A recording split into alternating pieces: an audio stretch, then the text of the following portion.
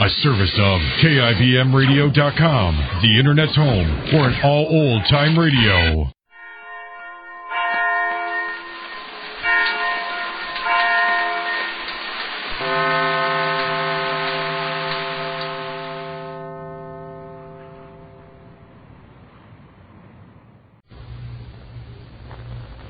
And now, the life of Mary Sothern. More than a week has passed since the death of Mary's husband, Max Sanders. But Mary, unnaturally calm, continues to insist with quiet confidence that Max is still with her, that he is still alive.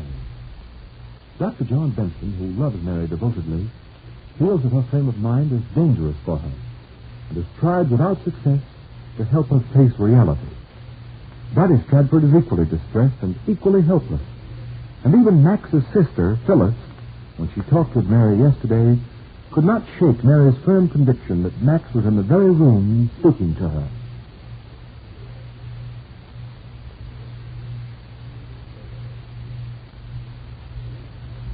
Now, it is the next afternoon. Bill Brown, foreman of the mill, and his wife are visiting Mary to extend the condolences of the mill workers. They have been talking in Mary's cheerful living room. You're both very kind and thoughtful, and I'm so grateful to you. And to the man in the mill, Mr. Brown. Max Sanders will be missed in town.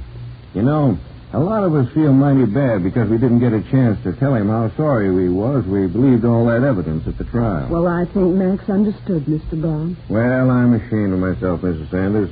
I should have known better than to think a fine man like Mac could be mixed up with gamblers.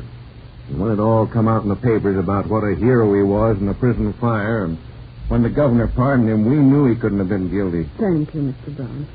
But after all, the evidence at the trial was so overwhelmingly against him that, well, only those of us who loved him well believed in him. If only Bill could have told him how sorry he was before Mr. Sanders was taken from the world. Yeah, that's what makes me feel bad. And that's what makes the other men feel bad, too. We'd like to have been able to tell him we was sorry, to have given him a vote of confidence, as it was. Thank you. What I'm mostly sorry about is you poor dear. Losing your husband when you're so young. Oh, it's a crying shame. And Mr. Sanders was such a happy-go-lucky fella, always smiling. Please, Mrs. Brown. Oh, I know how you feel. Why don't you have a good cry? It'd do your world of good, wouldn't it, Bill? Yeah, I expect it would. But I never... I just think it had to happen just before Christmas. Oh, it's a real tragedy, that's what it is. Your poor husband dying just before Christmas. Oh, it'll be so hard for you left all alone. Mrs. Brown, you mustn't feel sorry for me. Why not? Well, you see, Max didn't go away at all. Huh? What's that you're saying? He didn't go away. No. But he died, didn't he? Why, I went to his funeral. So did I. The whole town turned out. Well, you don't understand. Max hasn't left me. He's here with me all the time. Oh, you mean you won't forget him? He's here in your memory. No, Mr. Brown, I don't mean that. Max is here in this room. He speaks to me. You see, he promised not to leave me, and he didn't. You don't mean you're not... well, you don't say. I know it's hard for others to understand, but it's really true. Poor dear. Well, I think we'd better run along, don't you, Abby? We'll get Mrs. Sanders all tired out talking so long. Yes, we'd better go. It's been so good to see both of you, and please tell all of the men at the mill how much I appreciate their thinking of me and of Matt. Oh, I sure will, Mrs. Sanders, and I'm glad you're keeping in good health. Ready, Abby? Yes, Bill. I'll walk to the door with you, and thanks for coming. Well, goodbye, Mrs. Sanders. Goodbye, Mary. Goodbye. Well, of all things. She's crazy, Abby. Not so loud, Bill. She'll hear you. Oh, she can't hear me with the door shut. I never heard such talk. Mrs. Sanders has gone stark raving mad. Talking like that about her husband. He's there with her, she says. Oh, now, Bill, I wouldn't say she was crazy. I remember when my father died, my mother was like that. Wouldn't believe it for months. Well, all the same, I bet your mother never heard his voice speaking to her, now did she? No, but I guess that's kind of natural, too, Bill. Natural nothing. He promised not to leave her. He speaks to her. Mrs. Sanders is just plain crazy. That's what she is. Crazy. You wait till folks hear about this. I think it's a mistake to have come here, Henrietta. Mistake? Gerald proves sometimes you're as spineless as a jellyfish. If that Sanders woman is really crazy, as Bill Brown says, I want to know it. And the best way to find out is to see John Benson. I hope he's in. He's always here at the clinic in the afternoon. Now be careful what you say, Gerald. I'm in. Oh, good afternoon, Dr. Benson. Oh, good afternoon, Dr. Benson. We just stopped in to have a little talk, if you're not too busy. Good afternoon, Mr. Bruce. I am very busy, but sit down, won't you? Oh, thank you. Dr. Benson, I've called to apologize for the little misunderstanding we had a week or two ago. Misunderstanding? Yes. You see, I was sincere about my disapproval of Max Sanders, and I thought he would no doubt influence you. As head of the clinic, you have a great deal of responsibility, you know. I never let my personal affairs affect my profession, Bruce. Oh, I'm sure Mr. Bruce didn't mean it that way, Dr. Benson. As I was about to say, Dr. Benson, I did disapprove of your friendship for Max Sanders and his wife, but since his heroism and subsequent pardon by the governor, I realized I was wrong for having tried to remove you from your position. I accept your apology, of course, Mr. Bruce, but you don't mind my saying it surprises me, do you? No. I suppose I'm not a man to apologize often, but that I'm wrong, I admit it. So, let's let bygones... All right, Mr. Bruce. Now, would you mind? I have a great deal of work to do this afternoon. Of course. We'll go. Yes, Gerald. We mustn't keep Dr. Benson from his work. Goodbye, Dr. Benson. Oh, by the way, it's too bad about poor Mrs. Sanders, isn't it? What do you mean? I understand she's not quite herself these days. Poor woman. It's no wonder she's a little out of her head. Yes, the shock of her husband's death was too much for her, I suppose. Well, Henrietta, let's go. Dr. Benson has work to do. Just a minute, Bruce. Let me get this straight. Where did you get the idea that Mary Sanders was mentally unbalanced? Oh, we didn't really say that, Dr. Benson. All we know is what Bill Brown said. Henrietta? What does Bill Brown know about Mrs. Sanders? Oh, he and Mrs. Brown went to see her this afternoon. I'm sure Mr. Brown didn't mean to say anything against Mrs. Sanders, Benson, but we understand she insists her husband is still with her. Here's his voice. Mrs. Sanders is as sane as any of us. That may be, but of course the sudden death of Max Sanders may have temporarily unhinged her mind, and perhaps a short rest cure in some quiet sanatorium would be advisable. And if she is going crazy, she shouldn't be allowed to keep control of all the Sanders' interests. Henrietta, will you keep still? Oh, I didn't mean anything. I thought I'd find out why you really came to see me, Bruce, if I waited long enough. So you're still after Mrs. Sanders' stuff? Well, not at all, but you've got to admit that somebody would have to take them over if Mrs. Sanders is declared incompetent. And naturally, Gerald's the only man to do it, Dr. Benson. There won't be any necessity for that. As Mary Sanders' doctor, I'd be the first to know if there's anything wrong with her mind. And I assure you there isn't. Now, if you've said all you came to say, please go, Bruce. Of course, you understand. I'm only thinking of the welfare of Sanders. Get out of here, Bruce, before I do something we'll both regret. Hasn't Mary Sanders had enough trouble? Can't you leave her alone? I haven't a thing against Mrs. Sanders personally. Of course not. Get out. Very well, we go. Come, Henrietta. Yes, indeed. But you'll be sorry, Benson. Sorry you wouldn't discuss this matter reasonably. I'd like to wring their necks. They mean business, though. Something's got to be done to stop them. Maybe Daddy Stafford will have an idea. Give me 1212J, please. Hello, Daddy.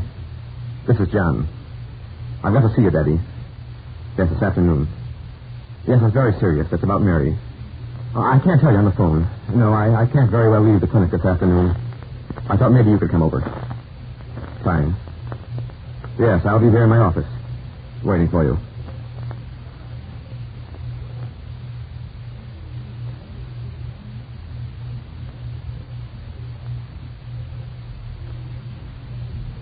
Gerald Proust and his wife do seem to mean business, as John Benson realizes. Will they be able to hurt Mary in her present defenseless state? Or will John and Daddy Stratford find a way to prevent them?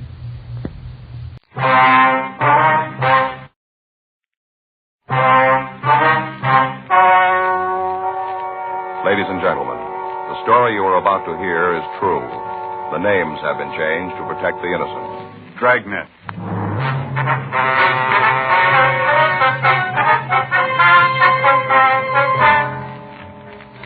a detective sergeant. You're assigned to homicide detail. On the way back to the office, you receive a call. It's about an attempted suicide. You're in the immediate vicinity. Your job? Check it out.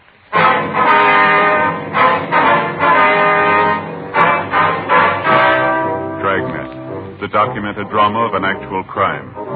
For the next 30 minutes, in cooperation with the Los Angeles Police Department, you will travel step by step on the side of the law through an actual case transcribed from official police files. From beginning to end, from crime to punishment, Dragnet is the story of your police force in action. It was Tuesday, March 24th. It was windy in Los Angeles. We were working the night watch out of homicide detail. My partner's Frank Smith. The boss is Captain Warman. My name's Friday. We were answering an ambulance follow-up, attempted suicide. It was 11:52 p.m. when we got to 2296 Whitworth Drive. Front door. The place is sure lit up. Yeah. Better try it again, huh? Yeah. You the police? Yes, ma'am. This is Frank Smith. My name's Friday. Come on in. Thank you. He's in there to study. Who is he? Carl Hamlin. Are you Mrs. Hamlin? Yes.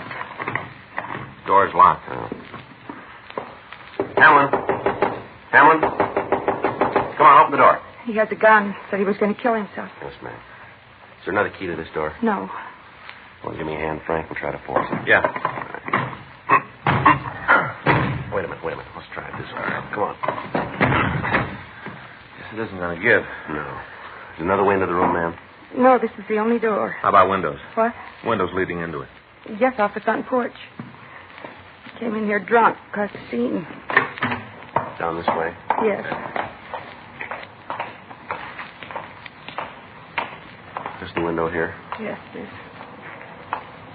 You see anything? No, let me have your flashlight. Yeah, here you go. Yeah. I can see him there on the floor. Can't you do something? He might still be alive. Well, the screen's locked. You got something to cut it with? Just a minute. Try these keys. Yeah. That's got it. Good. Okay. See if we can get the window open. Yeah. I can't. I'm going to have to break this, man. Well, I don't care as long as you get to him. All right. I'm going to hold the light for him. Yeah. You better stand back, man. The glass here. Please, All just right. hurry. Can you reach the latch from there? Wait a minute. Yeah, I think so. Yeah, I got it. I'll give you a hand in. All right. Can you see if he's still alive? Just a minute. We'll have to get into the room first, ma'am. Watch your step there, Joe. Yeah. All right, come on. I'll give you a hand. All right. Thanks. As soon as the ambulance gets here, will you show the attendant how to get in? Yes, can you tell if he's alive yet? No, ma'am, not yet. I want to get the door. I'll check the victim. Yeah. How about it? We better have the attendant look at him. Uh-huh. Take a look at that. I wonder we couldn't force the door. Yeah.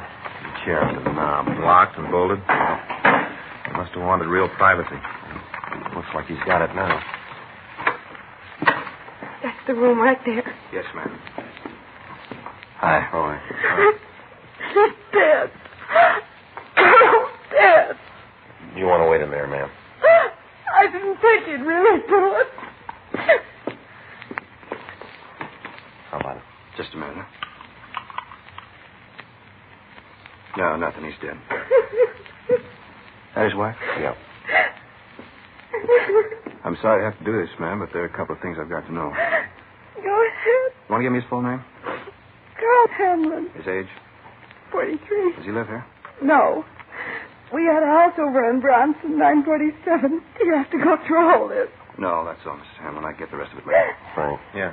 you want to finish up here? Sure. It's all so wrong. Carl's dead. It's all wrong. Yes, ma'am. Is there anything we can get for you? No. Do you want to go in the other room and sit down? Well, that's better.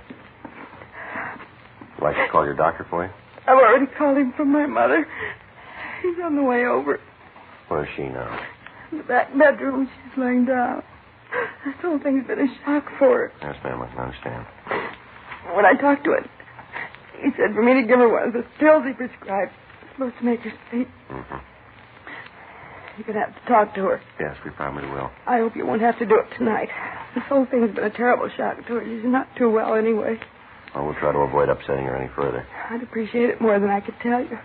All right, Miss Hamlin. A few questions we've got to ask if you feel up to answering them. Might as well get it over with. What do you want to know? You want to tell us what happened? Well, Carl came over tonight, drunk. He caused a big scene. Your husband doesn't live here, then? No, we're separated. I see. Who was here when the shooting took place? My mother and myself. Anybody else living here? No, just the two of us. All right. What time did Mr. Hamlin get here? I'm not sure. I was asleep. I beg your pardon?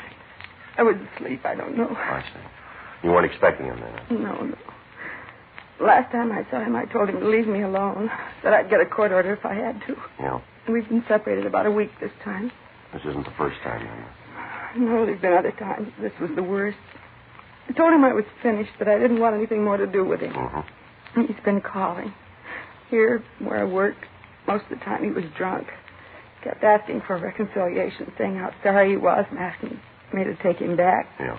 I'm not blaming it all on him. I know some of it was my fault. All right, you want to go on? He called me this afternoon. He had to see me. He had it all worked out so we could get back together again. Mm-hmm. I told him I didn't want to see him. I said for him to stay away. Yeah. I came home and told my mother about it. Said Carl might show up, but if he did, I didn't want to see him. All right, go on. Kind of half expected him to show up, but he didn't. I went to bed after the 10:30 news. Mother stayed up to read. Mm-hmm. First I knew there was anything wrong when I heard the shot. I got up and came right downstairs. Mother was standing in front of the study door. She told me that Carl was inside, that he'd shot himself. Mm-hmm. When I tried to call him, first I thought he was playing some kind of a joke. Yeah. My mother said she'd heard Carl fall down in the room. I called you right away. Joe. Yeah. What do you got? DOA slip. I'll put in a call to the photo lab in the corner. Okay. I checked the guns, 38 revolver, one shot fired. Well, that fits with the story I just got from his wife. Mm-hmm. I'll make the calls. Wonder if I could use your phone, Mrs. Hamlin. What? I'd like to use your phone, please. Oh, it's in the hall, on the table there. Thank you. Did your mother tell you what happened? Yes, in a way. Well, how do you mean that? She's over 70, Sergeant Friday. Thing like this isn't easy to go through at that age. I see. Well, my mother and Carl didn't get along. He always said that she caused the trouble between us. Told me a couple of times that if she'd keep her nose out of our business, we might be able to get along. Uh-huh. Wonder if it would be possible for us to talk to her. You have to. Yes, ma'am, we do. I'll go see. All right, thank you. Crew's on the way, Joe. Going to be more policemen out here? Yes, ma'am. We'll try to make it as brief as possible. I'd appreciate it. We'll do everything we can. I'll go get my mother. Thank you. She gave you the story? As much as she knew. What do you mean? Well, she says she wasn't in the room at the time. Her mother saw it happen. Oh. Did you turn anything in the other room? Mm-mm. As soon as we get a statement from her mother and the coroner gets here, we can shove off. Yeah. You can sit over here, Mother. Yes, dear. These men want to ask you some questions. This is my mother, Mrs. Gaylor. Sergeant Friday. This is Officer Smith. How do you do, ma'am? All right, ma'am. How do you do? We'll try to make this as brief as possible, Mrs. Gaylor.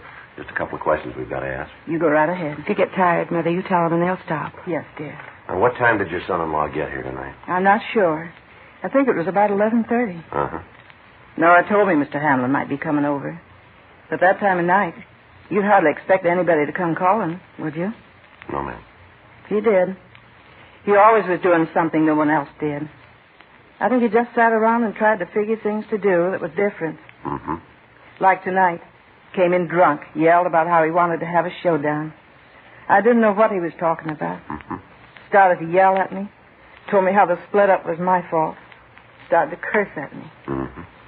I'm 73, Mr. Friday. I've seen a lot of things. Met a lot of people. Isn't anybody who can talk to me like that. I told Mr. Hamlin. Told him to get out of the house. That's when he pulled his gun out of his pocket. Yes, ma'am. Had it right in his coat, the outside pocket. I see. I told him. I said, Mr. Hamlin, you just stop this foolishness and get out of here. That's what I said to him. Yes, ma'am. He just looked at me and said, yeah, you'd like that, wouldn't you? Those are the exact words. Then he told me how he's going to kill himself to show me. Mm-hmm. I thought it was some kind of dramatics. Mr. Hamlin was that kind, always play acting around. Yes, ma'am. Not this time. Next thing I know, he ran into the study and locked the door. After that, there was a shot, and I heard him fall down. Right then's when Nora came into the room. All right, Miss Gaylor. I think we have all the information we need now. Okay, if I go to bed then? Yes, ma'am. Go right ahead. Good night, then. You want to help me, dear? Yes, Mother. I'll be right with you. I'll be waiting up for you. Mr. Friday? Yes, ma'am. Anything more you want to know about Mr. Hamlin? I'll tell you. No, I don't think there'll be anything else, ma'am. If there is, I'll tell you. All right. Thank you, Miss Gaylor. I'll be in my room, Nora. All right, Mother. I'll be right there. Taking this a lot better than I thought she would. Mm-hmm. Miss Hamlin. Yes. Did your husband ever talk about suicide before? Yes, several times. Just this last week, I thought he was being dramatic again. I didn't pay much attention to him. It's so hard to tell if he was drunk or if he really meant something. Mm-hmm. All the years we were married, I don't think he was ever really serious. You got it wrong, haven't you? Hmm? He was this time.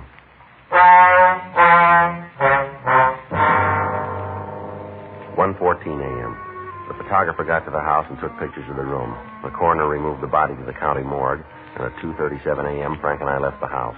We went back to the office and filled out the 3.11.1 form, listing the death of Carl Martin Hamlin as a suicide.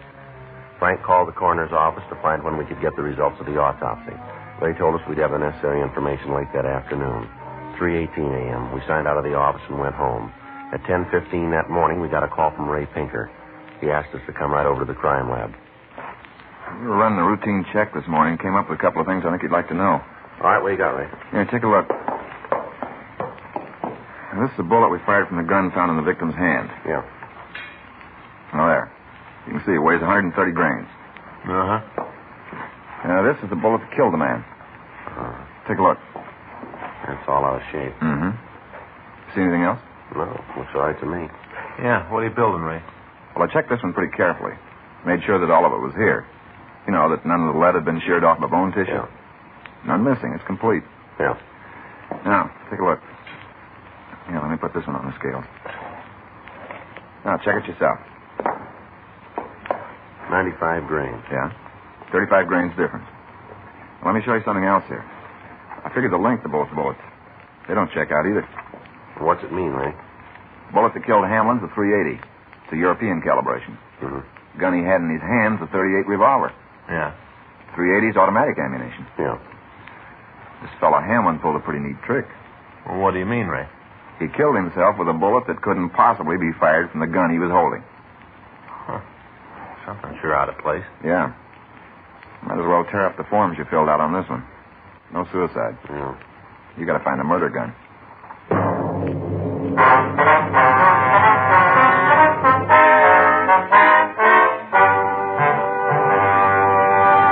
You are listening to Dragnet, the authentic story of your police force in action.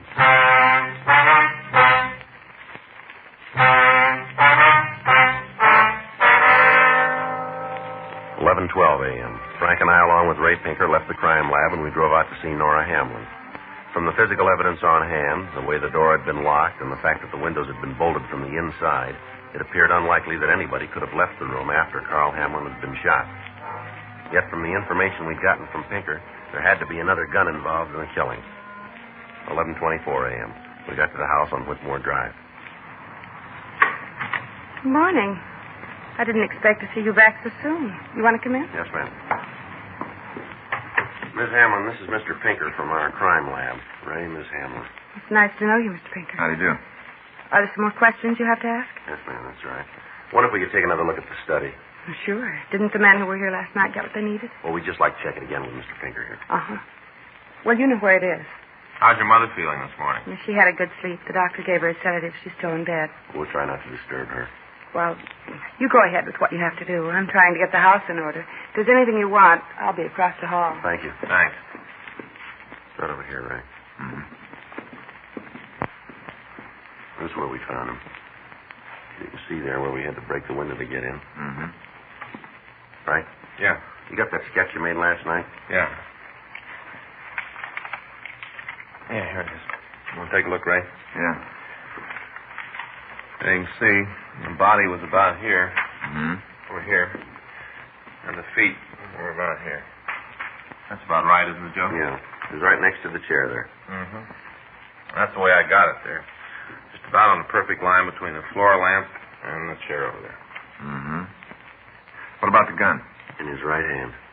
Was the gun in his hand when you found him? Yeah, that's right. Pictures from the photo lab will bear that out. Sure is out in left field. How do you mean? I talked to Doc Newbar when he sent the bullet over. Mm-hmm. The way he described the wound, it's pretty tough to buy that a right-handed man could shoot himself so the slug would end up where it did. Exactly how do you mean? Well, the bullet entered just to the right of the center of his chest. About here. Uh-huh. Came to rest under the right arm, here. Line of travel's way off. Sure would have been an easier way to do it, huh? Yeah. What about the door when you found it? I'll show you how it was locked. Give me that chair, Frank. Yeah. Here you go. Now, the key was turned. Bolt was thrown. Mm-hmm. And then this chair was propped up under the knob like this. Mm-hmm. How about the key? Was it still in the lock? Yeah. Sure looks like he meant the door to stay shut. Yeah, we could figure that. Place looks pretty solid. Plaster walls. Not much chance of anybody getting through them. Mm-hmm. You checked the bookcases? What do you mean? Any of them pull away from the wall? Well, I looked at them last night. They all seem solid enough. Mm-hmm. Well, you got any ideas, Ray? I don't know. The way that door looks, the rest of the room, doesn't seem likely anybody could have shot him, then gone outside and locked the door. Think they could have come in through the window? You had to break it. Yeah. The way it's set up, you shouldn't have any trouble finding the suspect. What do you mean? Find a butler built like an envelope. Mighty funny. You didn't see a shell casing around last night, did you? Well, there wasn't any reason to look for it. Mm-hmm. There's no sign of one now. Looks like the room's been cleaned. Yeah. Well, I guess we better check with the Hamlin woman, huh? And get this stuff away from the door.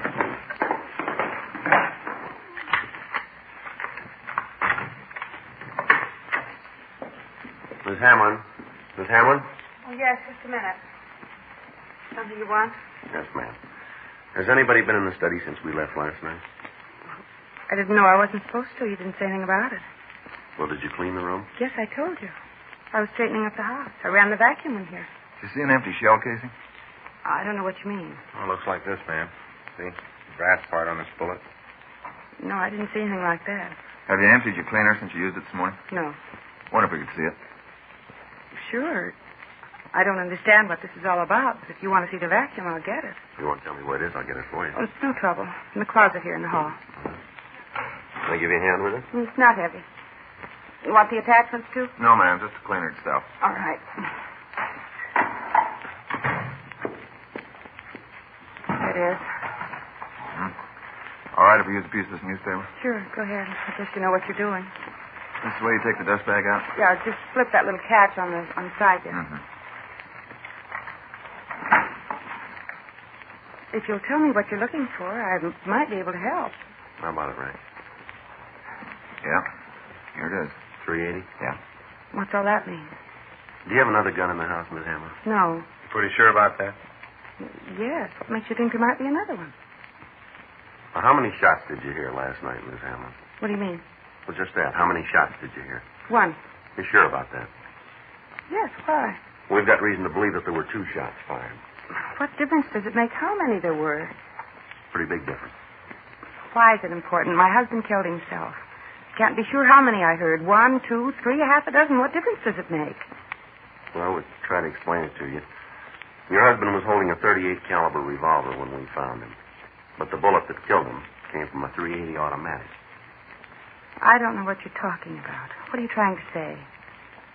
Well, I think you'll understand this. Your husband didn't kill himself. You're not serious. Afraid we are, ma'am. This whole thing is ridiculous. The evidence makes it true. Who'd kill him? Who'd have a reason? We'd like to know that, too. Would you get your mother, please? What do you want to talk to her about? What if you'd get her, please? I'm not going to have her dragged into anything. She's had enough trouble. There's no reason for you to make any more. Don't worry about it, Nora. Mother, you shouldn't be out of bed. I heard you talking. I've been listening. Haven't seen you before. You policeman, too? No, ma'am. I'm Ray Pinker. How do you do? Jessie Gaylor, Nora's mother. How are you? Now, what's all this about Mr. Hamlin not killing himself? That's right, Miss Gaylor. What makes you think it is? A lot of things. Do you have a gun in the house? You mean a pistol? That's right. Might. Why? Where is it? In the table there. Left-hand drawer. I'll get it. How about $3.80? That gun belong to you, Miss Gailey? Yes. My husband had it. Mm-hmm. All this talk about Mr. Hamlin. If he didn't kill himself, who do you think did? Well, that's what we're trying to find out. Uh-huh. But you got somebody you're looking at, haven't you? Somebody you figure did it? This is your gun. Uh-huh. You're the only person who witnessed the shooting. That's right. Well, why don't you tell us about it? Because if I did, you'd never believe it. Well, give us a try. Huh? All right. Mr. Hamlin came here last night, like I said. He was drunk. Came in and started yelling. I was sitting in that chair reading. He started to curse at me. Yeah. I didn't pay him no mind. Told him to go away. But Nora was through with him. He wouldn't go. Yes, ma'am. All of a sudden, he pulled out a gun and started waving it around. Said if I didn't get Nora, he'd kill himself. I thought it was just some more of his play acting. Yes, ma'am. I didn't pay any attention to him. Figured when he was through, he'd go away. I went back to the book. Made him madder than ever. Mm-hmm. He grabbed the book out of my hand and shot. Shot right at it. Then he threw it into the fireplace. You threw your book into the fireplace, is that right? That's right. Just all of a sudden, something happened to me. I don't think I've ever been so mad. I took the gun out of the table there and shot him. Got real scared and ran into the study. Closed the door behind him. Mm-hmm. I heard him lock the door and move something up to the door. Must have been the chair. Yeah, I guess it was. Right after that, I heard him fall down. Right after that, Nora came into the room. Why didn't you tell me, Mother? Wasn't any reason to. I had to think about it. But I'd done what I had to do. I was going to call you men this morning and tell you the truth. I really was. You believe that? Oh, I guess so. I really was. Just all of a sudden last night when he shot my book, I've never been so mad.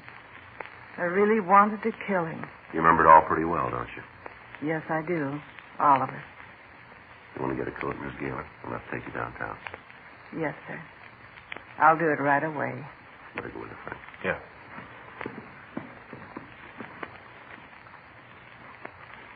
Is it going to be all right? We don't decide that, ma'am. But she told the truth. Isn't that going to make a difference? We'll put it down that way. You want to get that book, Ray? We're going to need it. Yeah. She didn't say a word about it. Yeah, I know. Story's still pretty hard to believe, isn't it? Here we are. Here's the book Hamlin shot. Slug's still in it. Looks like a 38. Mm-hmm. Might have made her mad enough to kill him. Yeah? What is it, Mr. Friday? Holy Bible.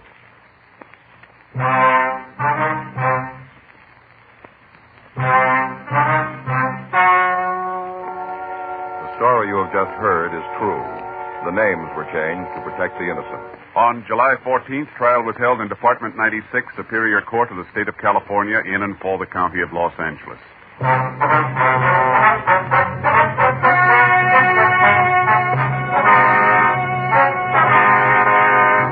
Jessie Margaret Gaylor was examined by 3 psychiatrists appointed by the court and found to be insane during the commission of the crime.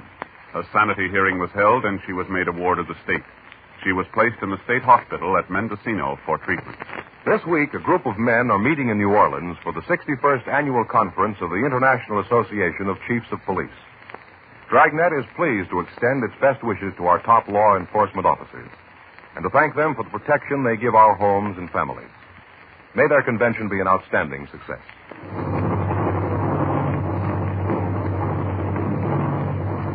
Dragnet, the story of your police force in action, is a presentation of the United States Armed Forces Radio Service.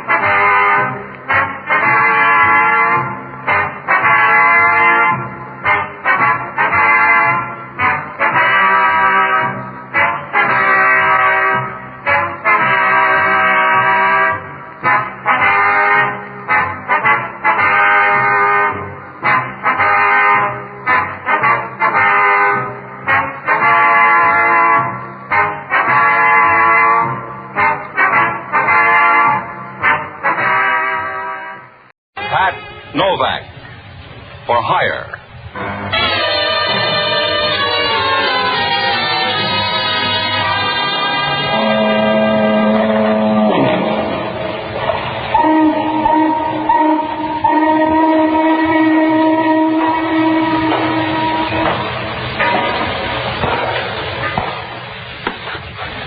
Sure. I'm Pat Novak. For Hire.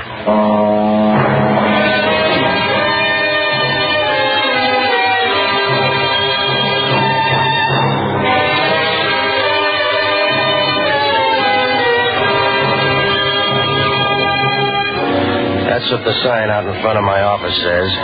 Pat Novak for Hire. It's easy to rent yourself out and you make a few bucks, but sooner or later you get burned. It doesn't make any difference whether you're a man or a mouse. Because down on the waterfront in San Francisco, they build the traps both ways. Oh, everything looks easy, but sometimes they fool you, like putting shatterproof glass in a fire alarm box. And you gotta watch out every minute. Because down here, if you reach out to help a panhandler, the guy'll take your arm and hand you back the dime. I rent boats and deal any place. I'll give you a good trade-in on a second-hand soul. Works out all right. Sometimes you're on top of the heap, if you like the kind of heaps they got down here. But you got to get your laughs in a hurry, because you find out right away you're not going to make any more headway than a hummingbird in a wind tunnel. I found that out Wednesday afternoon. Must have been about 3 o'clock. The sun was out down at the far end of the bay. It put a head on the clouds down there and put the rest of the sky in a good mood. Over across the bay, it was a warm, easy yellow that made you think of a pound cake full of eggs.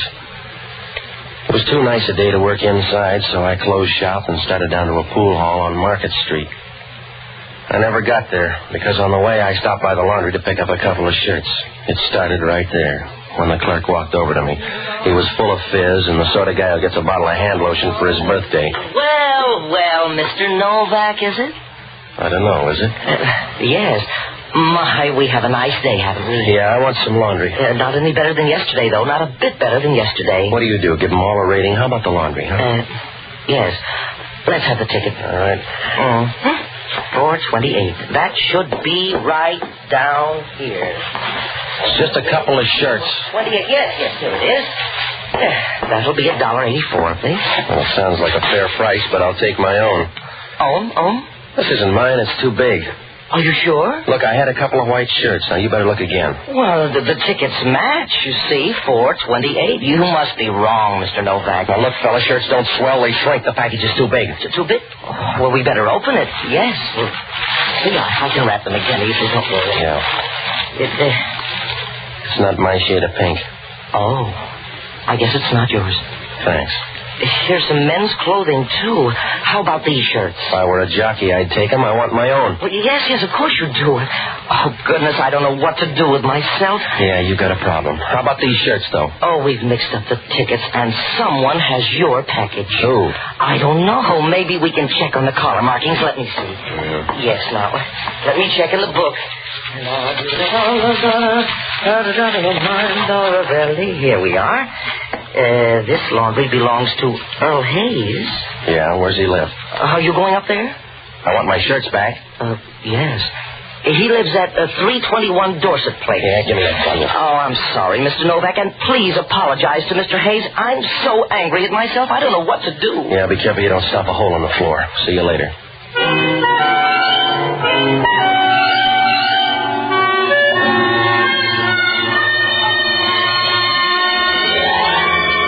When I left, he was wringing his hands and shifting from one foot to another like a small kid in a department store.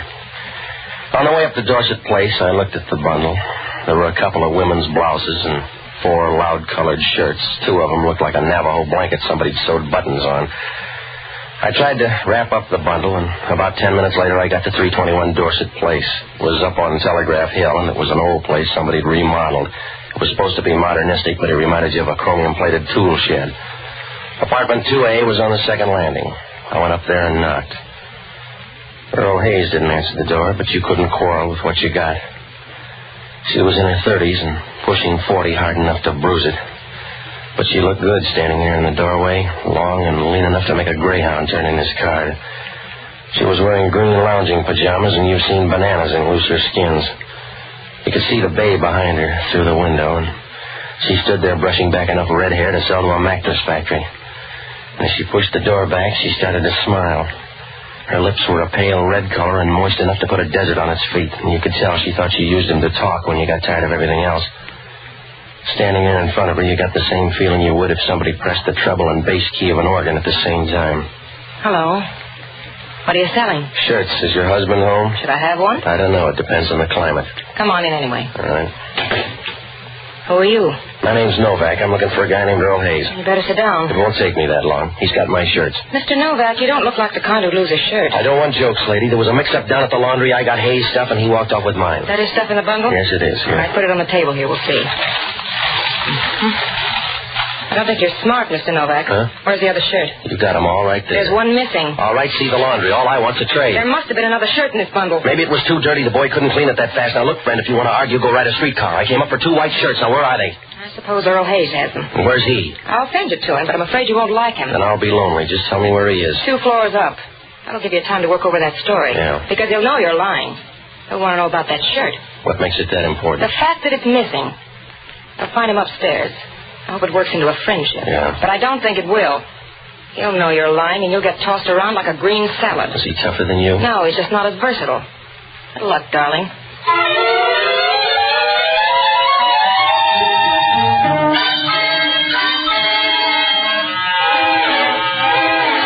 When she said good luck, you knew she was just being polite and didn't mean it any more than the hangman when he tells you to watch your step. When I left, she was over by the window, leaning back against the table, as shy as a runaway boxcar. And you got the idea she'd be fun to know if you had a lot of money and an oxygen tent.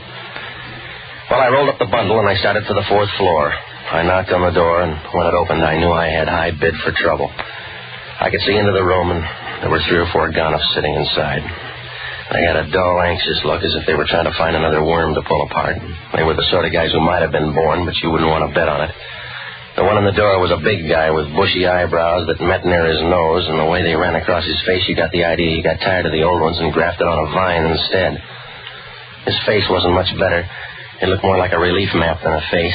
It was pockmarked and the color of moldy bread, and you knew if a woman kissed him, she'd get blood poisoning. Hello, Novak. You Earl Hayes? Enough to suit you. Come in.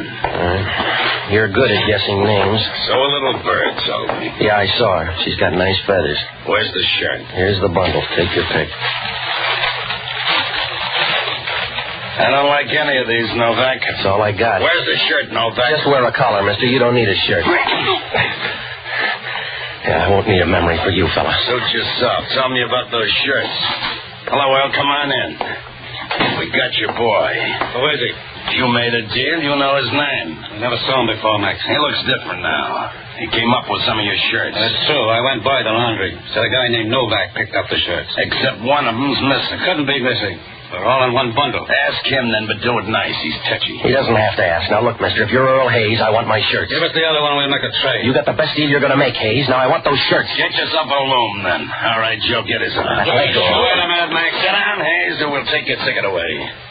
That's it. Now get his other arm. Over there. Why don't you keep your eye on Hayes? All right, Novak. It's you or Hayes. Make up your mind. I got it made up about you. You're gonna tire first, Novak. Where's that shirt? I don't know. Try Hayes. He looks healthy. Hold him up. He's slipping. You need handles? Hold him up. You're running out of chances, Novak. Where's that shirt? I don't know. Hold him up. Why? If you can't find a reason, don't. All right, Hayes. How's your temper?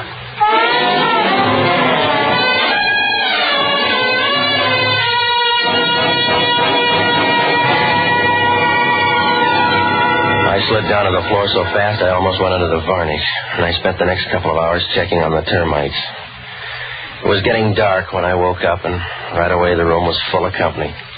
The host was Earl Hayes, and he was lying on the floor as dead as a cracked bell. He was over by the desk, lying on his back and grabbing at the rug like a Hoover vacuum. The hair was wet against his head, and the perspiration on his forehead started to break up and run down like tears, so you got the idea he cried out of his hairline instead of his eyes. He didn't seem pained or put out. He was smiling a little as if he realized he had a better deal. Over by the door, Hellman was talking to a couple of coppers. He sent them downstairs and walked over to me. You woke the neighbors, Novak. I don't snore that loud, Hellman. You made the noise with Hayes? Yeah. How'd I get my face this way? You look better to me, Novak. How long you been here? A couple hours. That fits in. The coroner's already been here. He says Hayes was beat to death an hour ago with that poker out of the fireplace. You better check on the prints. I already sent it down. You slept too long. Hello, Inspector. We came by for the death. He's right there. Tell the morgue to keep him out till I get down. Come on, Joe. That's it. Sure is a little guy. He'll bury easy. Tell him I'll check in at 8. Sure will, Inspector. All right, Novak, tell me all about it. I came up here for a shirt. That's not hard to get. What about Hayes? How'd the beef go? It went both ways with a guy named Max. You better talk to him. I like you better. Oh, you're not bright, Hellman. I've been out of the game for 2 hours. Look, big shot, don't push me around. You got a story, maybe it's good, maybe it's not. You could have taken Hayes and run into trouble yourself. That's the hard way, Hellman. I don't like your whip. Get another boy. You'll do, Novak, and you'll do it all downtown. Yeah, Hellman talking. What do you mean you can't send him up yet? Who's in charge down there? Give me the guy in charge. Huh? Well, 2 guys just came up here. You must have sent them. They were here. You must have sent them. Yeah. Well, you can send them for me. Don't tell me, Hellman. Oh, it couldn't happen. No, it couldn't happen to anybody but you, Hellman. It's going to look real good, too, when they find out you let 2 strangers walk in and steal a body. I don't understand it. It's simple, Hellman. You better go in and rob that bed right now. Because when they're through kicking you around down at headquarters, you're going to need a sling. And with a figure like yours, it'll take a good-sized bed sheet.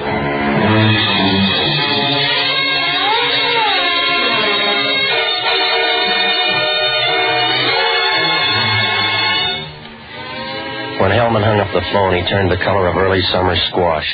He stood over to the window, running his hands through his hair. He left the window and stood in the center of the room for a minute. His coat was open, and his stomach was piled up on his belt in nice, even layers. It reminded you of a rolled-up garden hose. And the way his pants fit him when he walked, you got the idea somebody'd sewed an anvil in the lining. After a while, he came over and started to talk to me. He kept pulling his ear, and in the dim light there, it looked like the cross-section of an eggplant. I'm still going to hold you, Novak. You'd look better with a hot potato, Hellman. I'm going to hold you for 12 hours. In the meantime, that body will show up. He didn't look that active to me. Wake up, Hellman. You've been backed into a corner. You better get a body first. Look, Novak, I know the guy was dead. I'm not going to sit on my hands. It's the most fun you'll ever have. I'm going to check those prints, and I'm going to find out why you were up here. I came to see Hayes. The laundry pulled a switch, and I came up for shirts. Checked with the guy at the laundry. Yeah. And on the way downstairs, stop at 2A. Why? There's a souped-up redhead down there. You can ask her a question. You can do that with any woman. You can ask her who Max is. I went there to find Earl Hayes. She answered and sent me here. There's only one thing wrong with that story. Huh? There's no redhead in 2A. I checked all the apartments. 2A's been empty for 3 months. The people are out of town. I think you dreamed her. I don't dream that good in the afternoon. Look, Hellman, I'm walking out of this place, and all you can do is hear the echo. I want to see you go, Novak. Maybe you'll do something wrong, and I'll track you down. You couldn't track down a live bear in a telephone booth. I'll make a try on you, mister, and when I'm through, there'll be enough to put you right in that gas chamber. They can save money and do the same thing. Huh? They can lock me up in the same closet with you.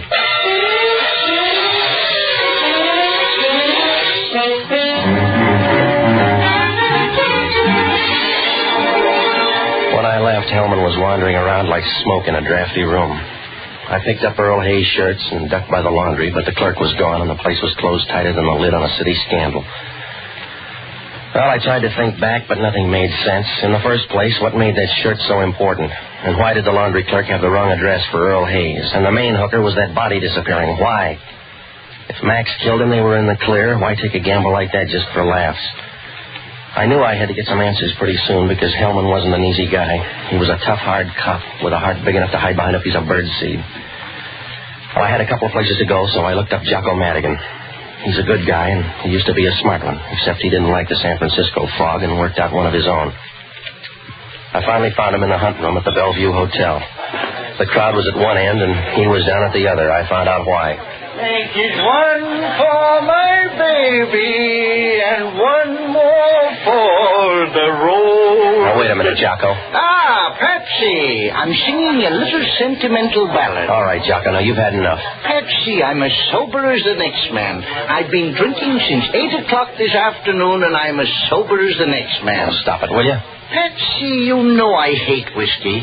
But do you realize that 85% of the human body is liquid? Yeah. Now, is there any sane reason why all that should be water? Of course not. It isn't fair.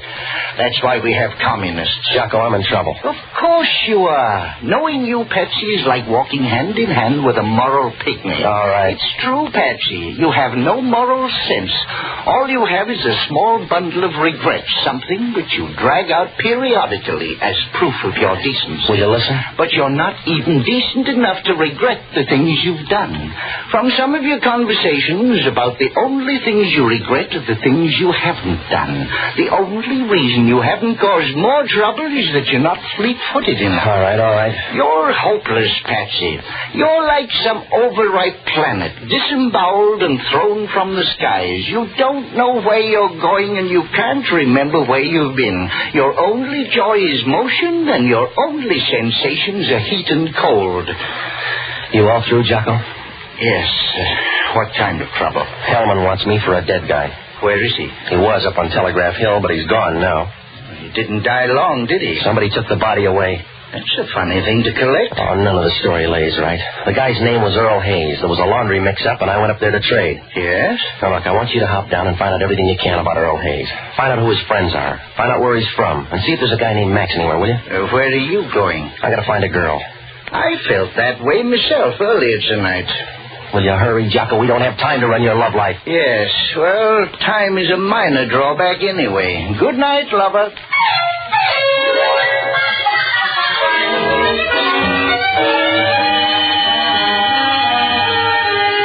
It was nearly 11 when I walked out of the bar, and the way things were going, I couldn't beat a vagrancy rap with a pocket full of annuities.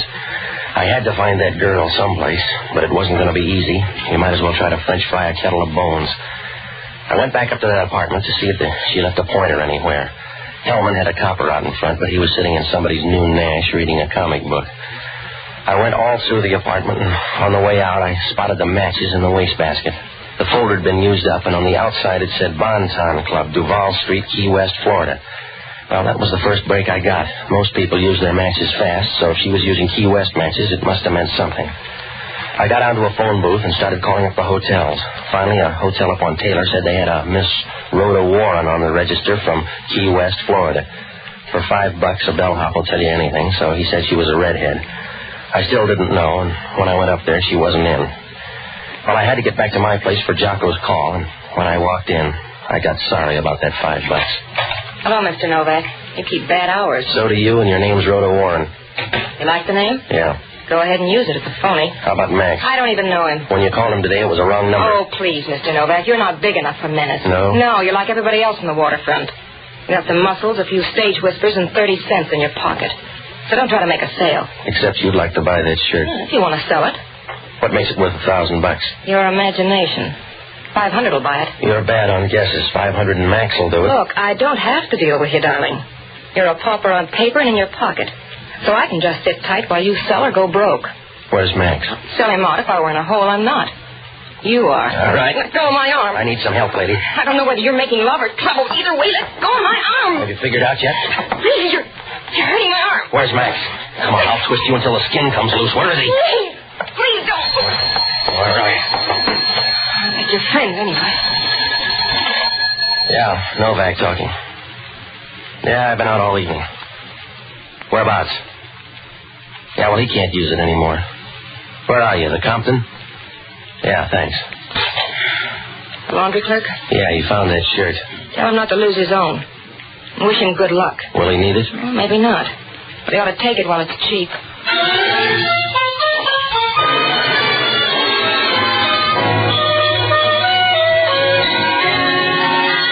I knew it wouldn't do any good to press her for Max now. If she was going to tip her mitts, she'd do it on her own. I left my place and grabbed a cab for the piers. I got out near Market and walked over to the laundry. The back window opened up like a hunk of sky after a bad rain. I found the shirt lying out on the table. It looked like the rest of Earl Hayes' shirts, except for one thing.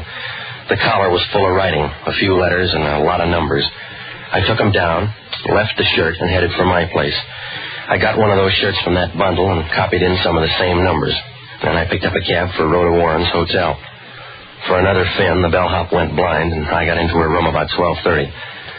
Her room was empty, but her bags were packed on the bed. I took a 60-40 chance and planted the shirt in the bottom of one of the bags. I told the bellhop to tip me off when she came in, and I started back to my place to wait for Jocko's call. I did about as well as a bottle of scotch in a Louisville bar. A squad car picked me up at the corner and said Hellman had a call out for me. About 20 minutes later, we pulled up to Pier 19. Hellman was waiting there, moving around like a pea in a boiling stew. Hello, Novak. Walk me down the pier. Find a crutch. What's on your mind, Hellman? Walk me down the pier. All right, but I won't take your arm. They found the body. How? Radar? Almost. The Coast Guard boat spotted him floating in the bay. They radioed in. We're hauling them up now. Yeah. We're all busy. I found a shirt, too. Well, we may not need it. Those fingerprints worked out just right. Well, if they're mine, it's too pat, Hellman. You're too smart a cop to buy that kind of plant. I'm a smart enough cop to hold you, now that we got Earl Hayes. Here we are. Yeah. You got him down there? Yeah, we're passing them up. Grab a hold there. Here, I'll get him. All right, Paul. Here he comes. There. Well, that water sure changed him, Hellman. There's a mistake. He read his identification. He said it was Earl Hayes. Another plant, Hellman. He's the laundry clerk. What was he doing out in the bay? Maybe that's the way they do the laundry now. I'm going home, Hellman. You better stand on his chest. Huh? That way they can't steal him without taking you, too.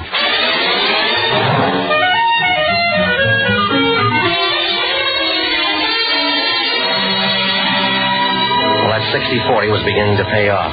Somebody was gathering up the loose ends, and it was going to be easier now because things were getting tight. But you can say that for a lot of wedding rings.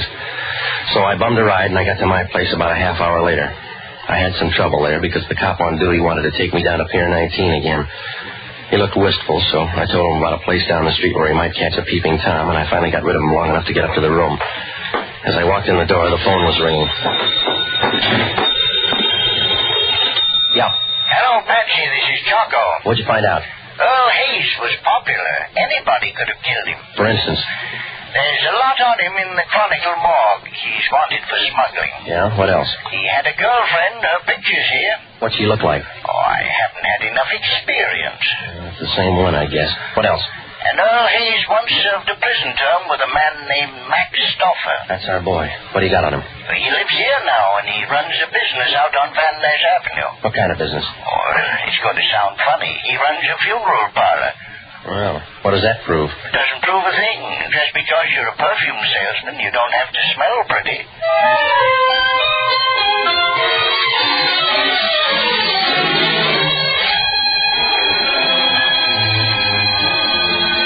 When Jocko hung up, everything began to slip into place.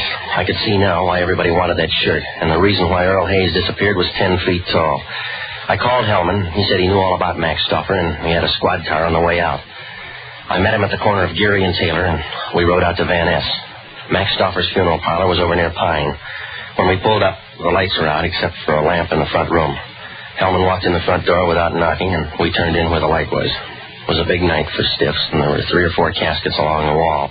In the center, over near the fireplace, there was a casket on wheels. The plate on the outside said a man named Peter Dawson had the lease. Hellman was about to start upstairs when a door in the back opened. Hello, Novak. What are you doing here? Is the man with you dead? Not too dead to talk to you, Stoffer. He's Inspector Hellman from Homicide.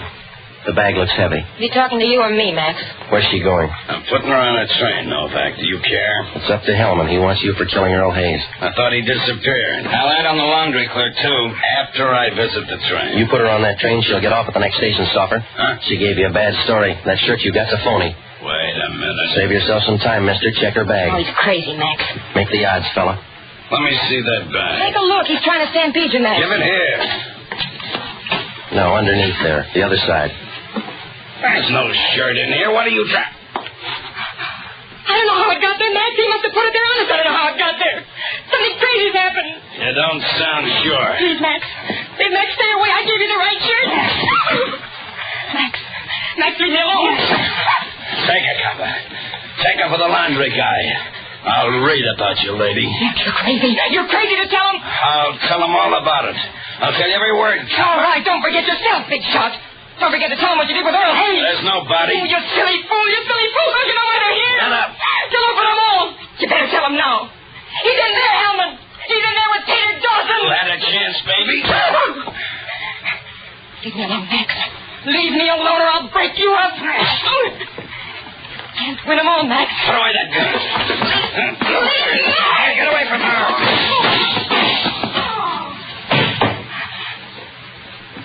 Yeah, don't need the gun anymore. No. Pick it up, Copper. Well, you had a big night, lady. Yeah. What happened, Novak? You put that shirt in there and you lied to him. Yeah. You lied to him and he thought I did. He thought I lied to him. What's the difference? As long as you killed him, you still get a prize.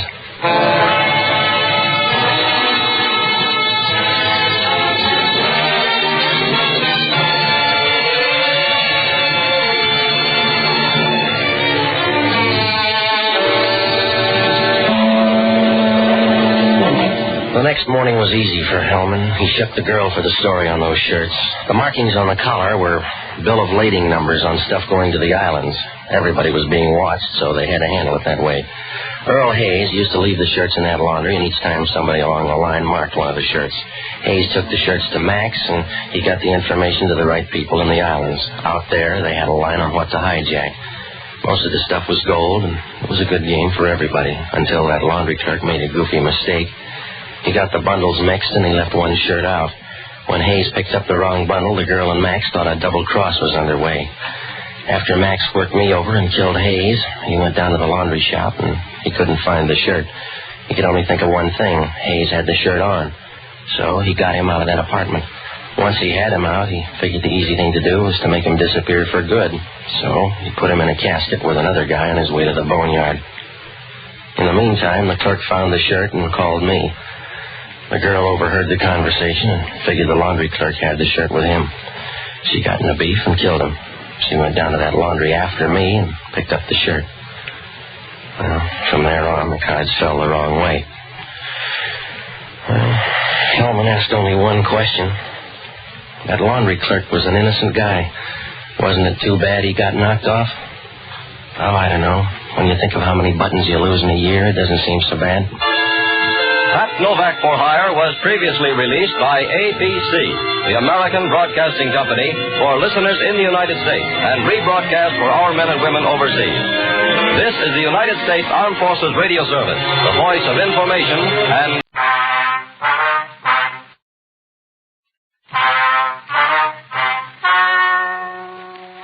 Ladies and gentlemen, the story you're about to hear is true. The names have been changed to protect the innocent. Dragnet.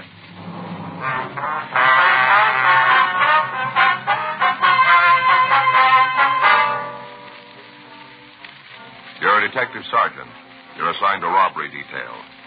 For a week, you've been on rolling stakeout looking for a gang of thieves. There's no sign of them. On the way back to the office, you get a 211 call. Your job? Investigate.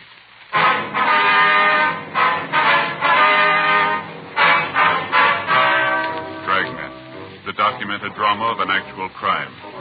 For the next 30 minutes, in cooperation with the Los Angeles Police Department, you will travel step by step on the side of the law through an actual case transcribed from official police files. From beginning to end, from crime to punishment, Dragnet is the story of your police force in action. It was Thursday, October 9th. It was cool in Los Angeles. We were working the night watch out of robbery detail. My partner's Frank Smith. The boss is Chief of Detectives Thad Brown. My name's Friday. We were on our way back to the office when a 211 robbery call came in, and it was 12:18 a.m. when we got to the corner of Oxford and Barton Avenue. The Moyles Bar and Grill. The officer back there. Something I can do for you? Friday and Smith, Central Robbery. Sorensen, Unit 6L86. You answer the call here? Yeah, I'm a partner of me. He's on the other side of the place. What do you got? A couple of guys and a woman shot. My partner's with him now. Uh-huh. One of them's one of the hold-up men. Did you get a description? Yeah, just put it out. All right. Guy that owns the place is back there if you want to talk to him. Yeah, we do. Did he witness the shooting? Yeah. Mr. Moyle? Yeah? These men would like to talk to you. This is Sergeant Friday, Officer Smith. How do you do, sir? How are you? How do you do? Anything more you need me for, Sergeant? No, that's all, thanks. We'll check the vicinity, see if we can come up with anything for you. Good. You guys will handle the crime report, will you? Yeah. Right. Frank, you want to check with the ambulance crew while I talk to Moyles here? Yeah, sure. You want to tell me what happened? I just told the other officer about it. Isn't that enough? Well, we'd like to get the story from you. Do you mind if we go over and sit down? The whole thing's been a strain. Surely. This all right here? Mm-hmm. All right, sir. You want to start? First off, I'd like to ask you a question. What's that? Do I look like a weakling to you? Well, it's kind of hard to say, sir. Not at all. Simple arithmetic. I'm 5'10", 185, never run from a fight in my life. Uh-huh. Work in a bar, you handle some pretty tough ones. Loudmouths, guys that are trying to make time with some girl. You meet them all. Mm-hmm. Never had trouble with any of the rough times. Stood up and was counted. Yes, sir. You could just tell us about the shooting. That's what I'm getting to. First time in my life I wanted to dig a hole in the floor. Got to me. Mm-hmm. I told you I'm not a coward, but when them bullets started going around, I wanted out. O-U-T. Yes, sir, I understand. Now, suppose you tell me what happened here. Around 11:30, there were only a couple of people in the place. Young couple over here having coffee. And Elaine and George. Who are they? Two of the people who were shot. George Traber and Elaine Cronin. They're regulars. I see. They're sitting here having a beer. We're talking. Uh-huh. Almost every night, Elaine comes in after work. She's a waitress. Nice girl, real sensible. What about Traber? He's a security guard at some kind of plant out in the valley. Aircraft, I think. Not sure about it. All right, you want to go ahead? We're all three talking when these two guys come in. First, I thought it was somebody for a belt. Mm-hmm. I know most of the people in the neighborhood. Never saw these two before. Yes, sir. Come in and order a drink. I gave it to them. And they paid. Yeah. Dirty trick. Well, how do you mean that? Gave me a 5. Drinks came to about 20. Big guy picked up his change, left 80 on the bar. Figured it was a tip. Picked it up. Going to drop it in the glass. Yeah. No sooner turn around, the little guy pulls a gun. Points it right at me. Yeah. Tells me it's a stick-up. Guy with him runs over to the door to cover it. Mm-hmm. Little man moves down the bar and tells George and Elaine to stay where they are. They won't get hurt. Then he turns around to me and says for me to empty the register. I did what he said. Yes, sir. Now, the other man was by the door all this time, was he? Yeah. Just standing there. I guess he wanted to check the other side of the place. 2 kids had left. Wasn't anybody there. Mm-hmm. All the time I was standing there hoping that nobody had started anything. Yeah. Joe? Yeah. What do you got? Ambulance just left. Took all 3 of them in. Sorensen's were the suspect. How they doing? The other guy they found up front's not doing too good. Hit in the stomach. Mm-hmm. Other fella shot up pretty bad, but none of the wounds looked serious. Girl was hit in the right leg. Not too bad. Anything else? Well, near as I can figure, the guy who was shot in the stomach is one of the hold-up men. Checks out with what I got from the owner. You say anything? Lieutenant said they'd call us from the hospital as soon as we could talk to him. All right. We better get in touch with the officer down there and make sure there's somebody with him all the time. Yeah, I got the 2 guns involved. 32 automatic, 38 police special. All right. Found the 32 in the suspect's hand. Okay. You want to call the office, have somebody stay with the suspect? I better get back to the owner. Right. That other cop tell you anything? No, sir, not much. Now, if you want to go ahead with your story. I thought maybe you had some kind of clue or something to tell you who the other 2 were. There were 3 of them? Yeah. 2 in here. The other one was out in the car and didn't come in at all. Mm-hmm. Did you see the person driving the car? Not good. I told the other cops about it. Could even tell if it was a man or not. What do you mean?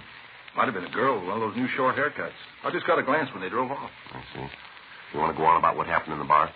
Well, after this one guy told me it was a holdup, I gave him the money. I didn't want any trouble. Mm-hmm. I put the currency on the bar, and the little fella stuffed it in his pockets. I thought they'd leave after that. Might have if I hadn't started to laugh. How's that? I started to laugh. I guess it was the tension and all, but when I opened the register, I looked right at the frame hanging over it. First dollar I took in. Yeah. This was my first holdup. I got to thinking about what I could hang up to show for it. Thought the only thing would be a frame full of nothing. It struck me real funny. Little fella got real sore, wanted to know what the big joke was. Oh. I couldn't tell him. More he asked, funnier the whole thing got. That's when he started to look around to see if there was some kind of private joke. Mm-hmm. George and Elaine must have thought I was nuts. Yeah. Elaine tried to wave through me and tell me to be quiet.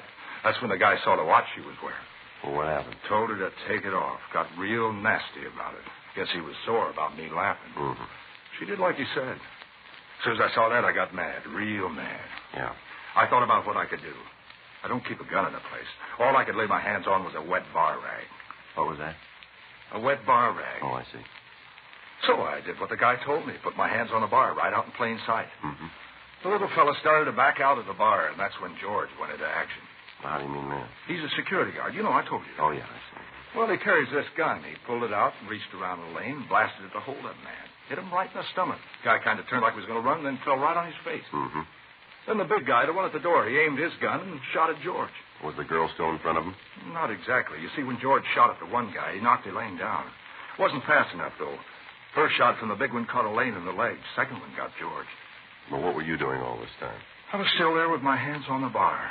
The whole thing happened so fast there wasn't anything I could do. Just stood there. Right after that, the big guy ran out of the place. I jumped over the bar and went after him. Guess I forgot there wasn't any way I could stop him. Didn't think of that. Good thing I didn't catch him. Yeah. You followed the man out on the street, did you? Yeah. Saw him jump into the car and take off. That's when I saw the other person. You know, the one who was driving. Yes, sir. Did you get a good look at the car? Saw it drive off. I understand, but did you see the license plate? Yeah. But not so I could tell you the number. Was it a California plate? Yeah, I could see that. All right, now about the car itself. Can you tell me what kind it was? Nash sedan. I think it might have been a 1953. Can't be sure about that, though. Might have been a new one. What color, do you remember? Near as I can remember, it was kind of light tan. All right, sir. Can you give me a description of the big man, the one who stood at the door? Well, I gave it to that other cop. Well, yes, sir, but I'd like to go over it again with you, if it's all right. Sure. As long as it'll help you get the fellas. All right, how old was he? Well, I'd say 20-something. Anywhere between 24 and 27. Mm-hmm. How about his height? Tall and over 6 feet. Didn't come real close except when he was sitting. I couldn't pin it down for you, but I'd say over 6 feet for sure. All right, sir. About his weight? 180. Dark or light? Light. Had light hair and blue eyes. Hair was wavy. You could almost say the guy was too pretty, like some kind of advertisement, you know, for hair oil or something. Mm-hmm. What was he wearing? Had on dark pants and coat. Wore a dark shirt and a white tie. Remember that, because you don't see that combination much nowadays. Back in the 30s, it was all the go. Mm-hmm. You sure about the shirt and tie? Positive. Real contrast. Dark shirt and white tie. All right. Was he clean shaven? Yeah. Talk to the business office, Joe. They're sending a team over to the hospital. That's good. Stop and talk to the men in 6L86. They checked the neighborhood. Didn't come up with anything. Mm-hmm. What about Elaine? Is she going to be all right? Yes, sir. She's not hurt seriously. Sure, glad of that. Felt bad about not doing anything to help her, but I'm the kind of guy when I cut my finger, I can't even put a bandage on it myself. Mm-hmm. Always been like that. Yeah. What kind of gun did the man at the door have, do you remember? Looked like a .45 automatic. I see. Mm-hmm. Descriptions check out. Yeah. Type of guns are the same, too. You know these men? Well, we've got an idea who they are, yes, sir. We've been after them for some time now. Sure wish I could have given you more. It was all over in a few minutes. Well, you've helped us quite a bit already, Mr. Morrow. At the time, it seemed longer than a Monday when there's been too much Sunday. Yeah. These guys done this kind of thing before? Well, we think so. They've been hitting theaters. This is the first time they've hit a cafe. Hope it's going to be the last. The way they put the B on George and Elaine, like to see you get them. Well, we're going to try. If you do, could you do me a favor? What's that? Well, I kind of goofed it up when they were here before. I'd like another chance at the big guy when he hasn't got his gun. Well, I'm afraid we can't do that, Moyle. It's police business. Why not? He's bigger than me. Yes, sir. Be a fair fight, wouldn't it?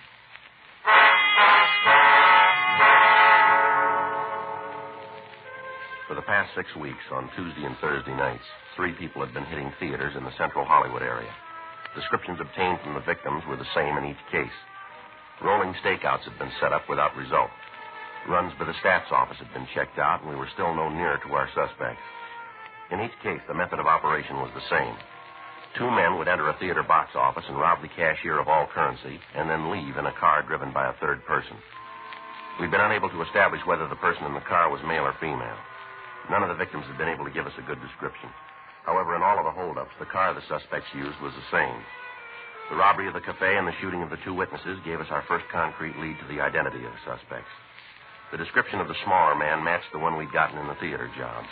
From what the bar owner told us, it was more than possible that he was one of the bandits that we'd been looking for. We recovered the ejected shell casings and the spent bullets. They were booked as evidence. At 1:56 a.m., Frank and I left Moyle's Bar and Grill and drove over to George Street Receiving Hospital. We talked to Dr. Hall.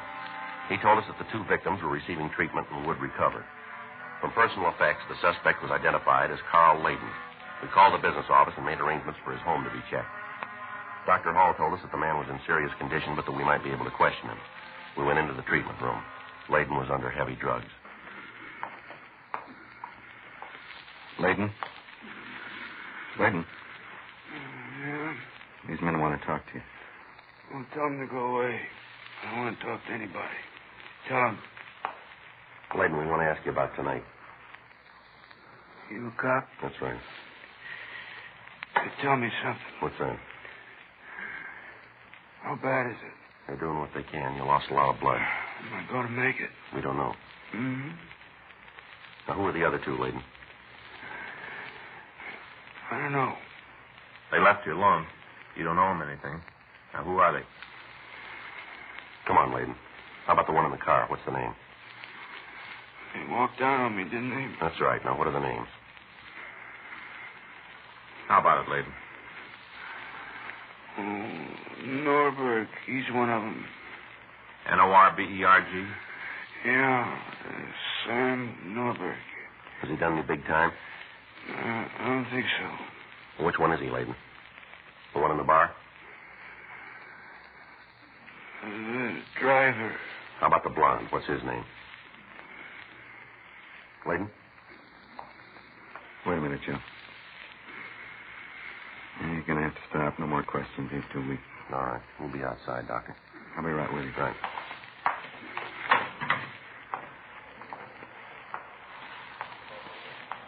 What do you think? I don't know. It's a good lead. Yeah. You got a name. Let's find who wears it, huh? Better run through, I guess. Try to come up with an address. Hope he's not the kind of guy who changes it 3-4 times a year. Well, if he is, we can help him. Yeah. We'll give him a new one.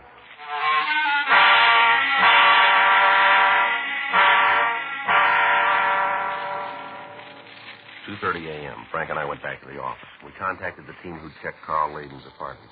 They told us they'd found nothing to help us in apprehending the other two suspects. The stakeout was set up on the place. We ran the name Sam Norberg through R&I, but we failed to turn a record on anyone answering his description. Frank checked the phone book and the city directory. We came up with two possibles. We asked Sergeant Bud Young and Officer Serrani from the business office to help us. 2:47 a.m. We got to the first address, 713 Larchmont Boulevard. It was a small bungalow. A tan 1953 Nash was parked in the driveway. The doors were locked and the radiator was still warm. While Young and Sirianni covered the door. The car makes it look good. Oh, you want to get the door?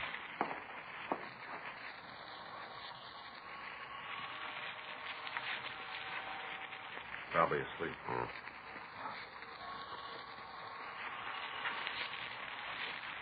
Somebody coming now. Yeah.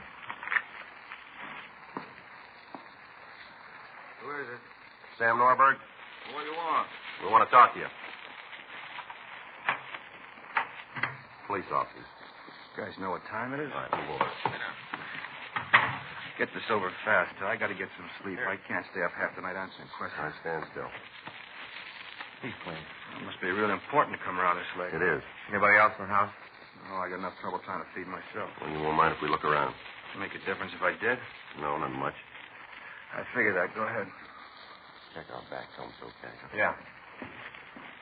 Got the place surrounded? What do you expect to find, the purple gang? I wonder if you're as good with the answers as you are at the question. Look, you might think I'm a foul ball, but I don't know what you're after. I'll have to hand you this. Yeah. You guys must have me mixed up with somebody else. You're Sam Norberg, aren't you? Yeah? Well, we didn't knock on the wrong door. Okay, Joe. Place checked out. We can... You talk to Young and Sirianni? Yeah, I'll wait for us. I told him this and look good. I don't want to rush you, fellas, but you want to tell me what this all about? That's your car out in the driveway? Yeah, what? You got the keys then, huh? On the table there. All right. You want to get dressed? What for? I'm not going anyplace. You keep believing that, but get your clothes on. I got a coat in the closet. Point it out. We'll get it. There's only one there. Right here. Now let's go. These the keys? You see any more? I don't know what this is all about. When you find out you made a mistake, don't apologize. Just go away so I get me some sleep. Yeah, sure. You can stand right there. Badge makes you a big man, doesn't You better keep your mouth closed. You're going to find you're in the wrong league here, mister. I'll check the registration. There's no reason to do that. I own the car. How about it? Got his name on it. Well, who did you think you'd find? You come up with anything, I'll split with you. Anything else? Wait a minute.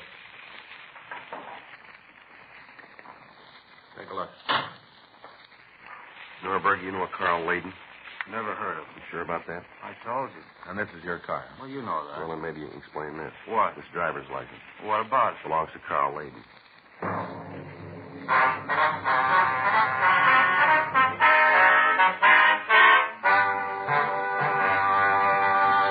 You are listening to Dragnet, the authentic story of your police force in action.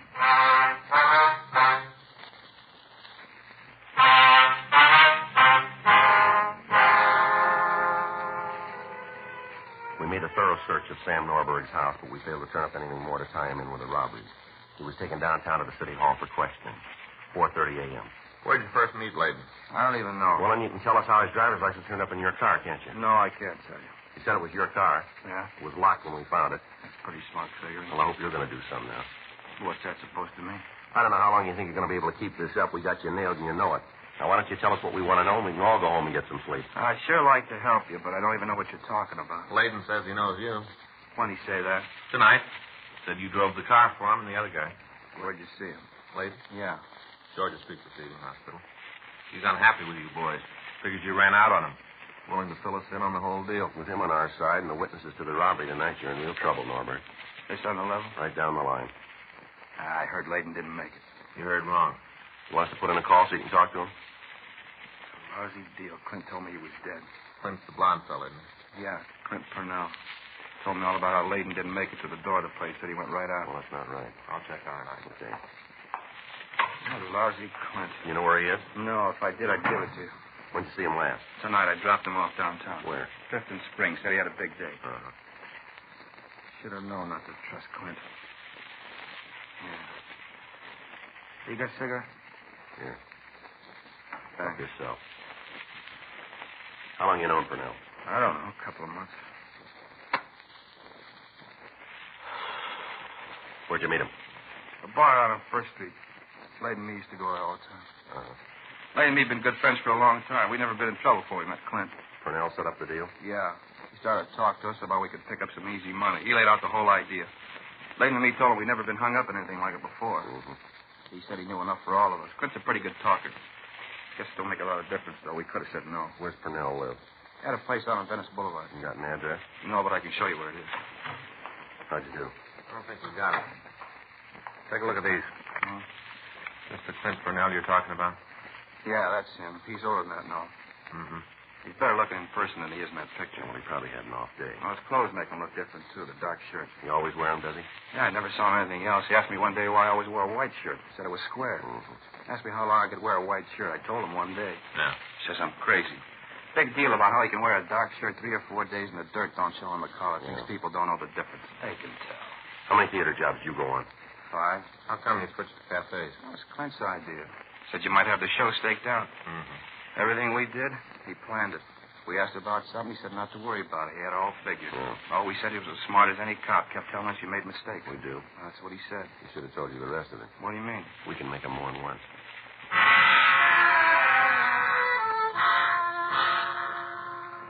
We took Sam Norberg down to the carpool and we drove him out on Venice Boulevard. He pointed out the rooming house where Clint Purnell lived. While I waited with Norberg, Frank went up to check with the manager. In a couple of minutes, he came back. Now, looks like we missed it. What do you mean? Manager says Purnell was here about 2:30. Yeah. Packed his bags and left.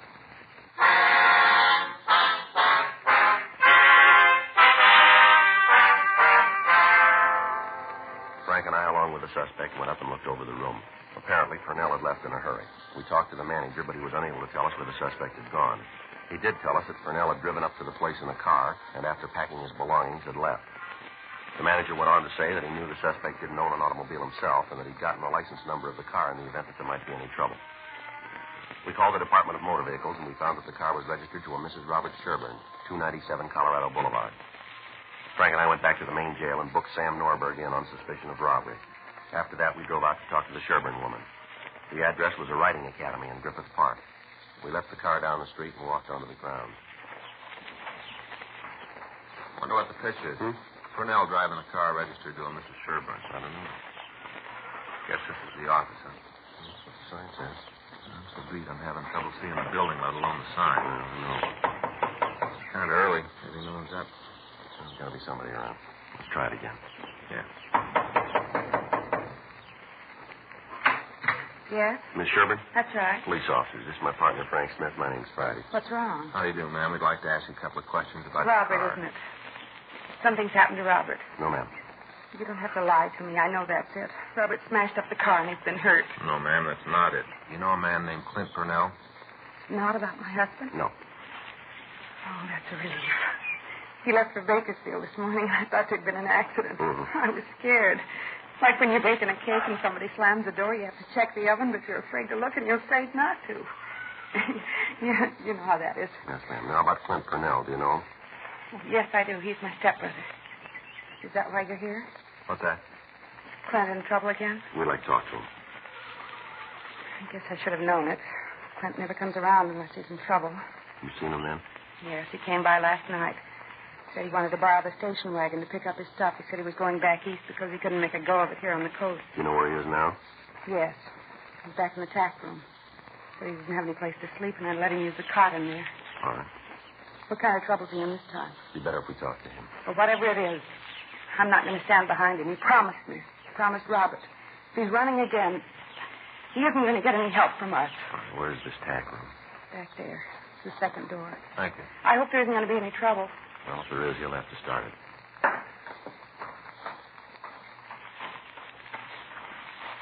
Want to try the door? Yeah.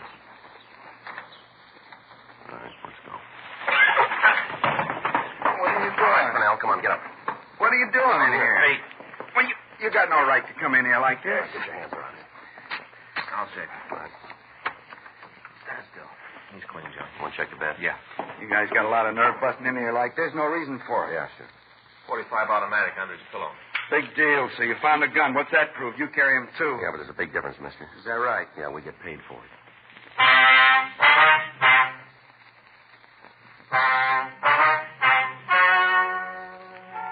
The story you've just heard is true. The names were changed to protect the innocent. On January 20th, trial was held in Department 97, Superior Court of the State of California, in and for the County of Los Angeles.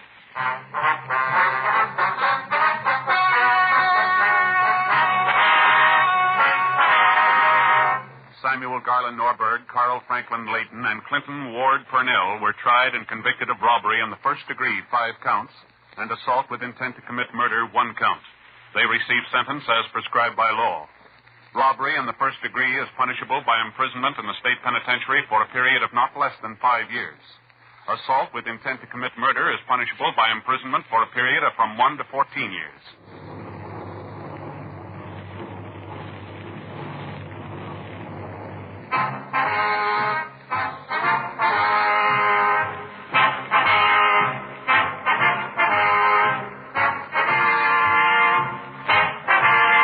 You have just heard Dragnet, the authentic story of your police force in action, and starring Jack Webb, a presentation of the United States Armed Forces Radio Service.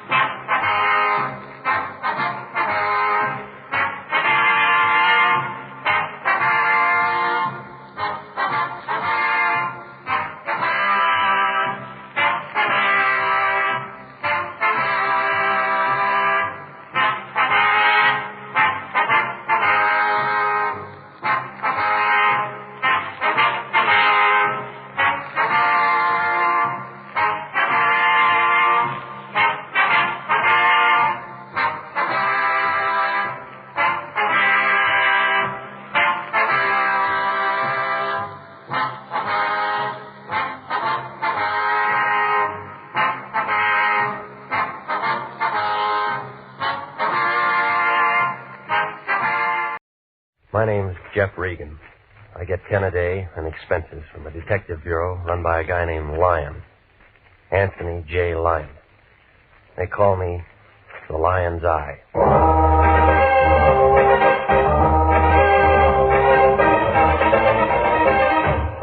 With Jack Webb as Jeff Regan, Investigator, stand by for hard-boiled action, mystery, and thrilling adventure in tonight's story of The Man in the Door.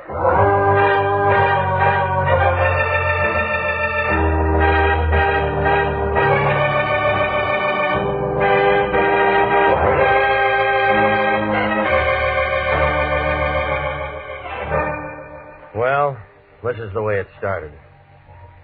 The Lion called about 4 o'clock that afternoon. Said he wanted to see me down at the office. I argued a while and finally told him I'd be there. Melody was sitting in front of her typewriter when I came in, putting a new coat of paint on her nails. She handed me a blank contract with no dates filled in, jerked a thumb toward the Lion's den. I went in. Regan, I'm glad you got here. What do you know about architects? They draw things. I know that much, but what about bids and all that stuff? Well, they figure out what a building's going to cost, don't they? Go on. If whoever's paying for the building likes what they write down, then they're hired. A couple of architects, maybe 3 or 4 make bids. Well, I suppose so. Low man gets the job. Why? Our client's an architect named Dudley Hayes, an office in the Park Central building. He thinks maybe the bank that's handling his bid might try to put something over on him. Banks don't do things like that. He thinks maybe a guy who works at the bank might be taking dough to shove his bid under the counter. Why didn't you say that in the first place? Because I'm saying it now. Haynes wants us to look into it. All right, who do I see? Haynes first. I only talked to him on the phone. I told him we'd have to have a contract and retainer before we did anything. That figures. So hop over there and find out what's what and make him sign that contract and get a check. Anything else? Make sure it's certified and call me if you run into any trouble.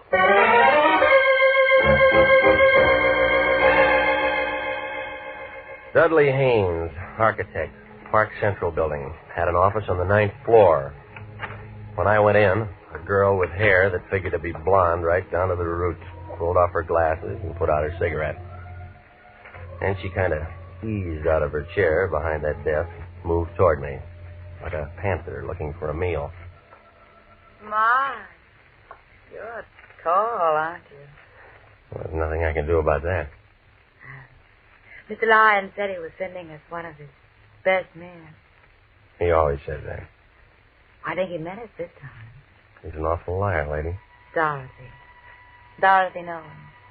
Fits? The name or the dress? Both. What's yours? Jeff Regan. Well, now we know each other. That's nice. I came to see Haynes. He wants me to look into something for him. I know. He's expecting me. I know. Well? I hope you have to look into a lot of things. For Haynes? No. This is his office, isn't it? Mm-hmm. But he spends most of his time in 902 into the hall. Makes his blueprints up there. I'll take you. You are tall.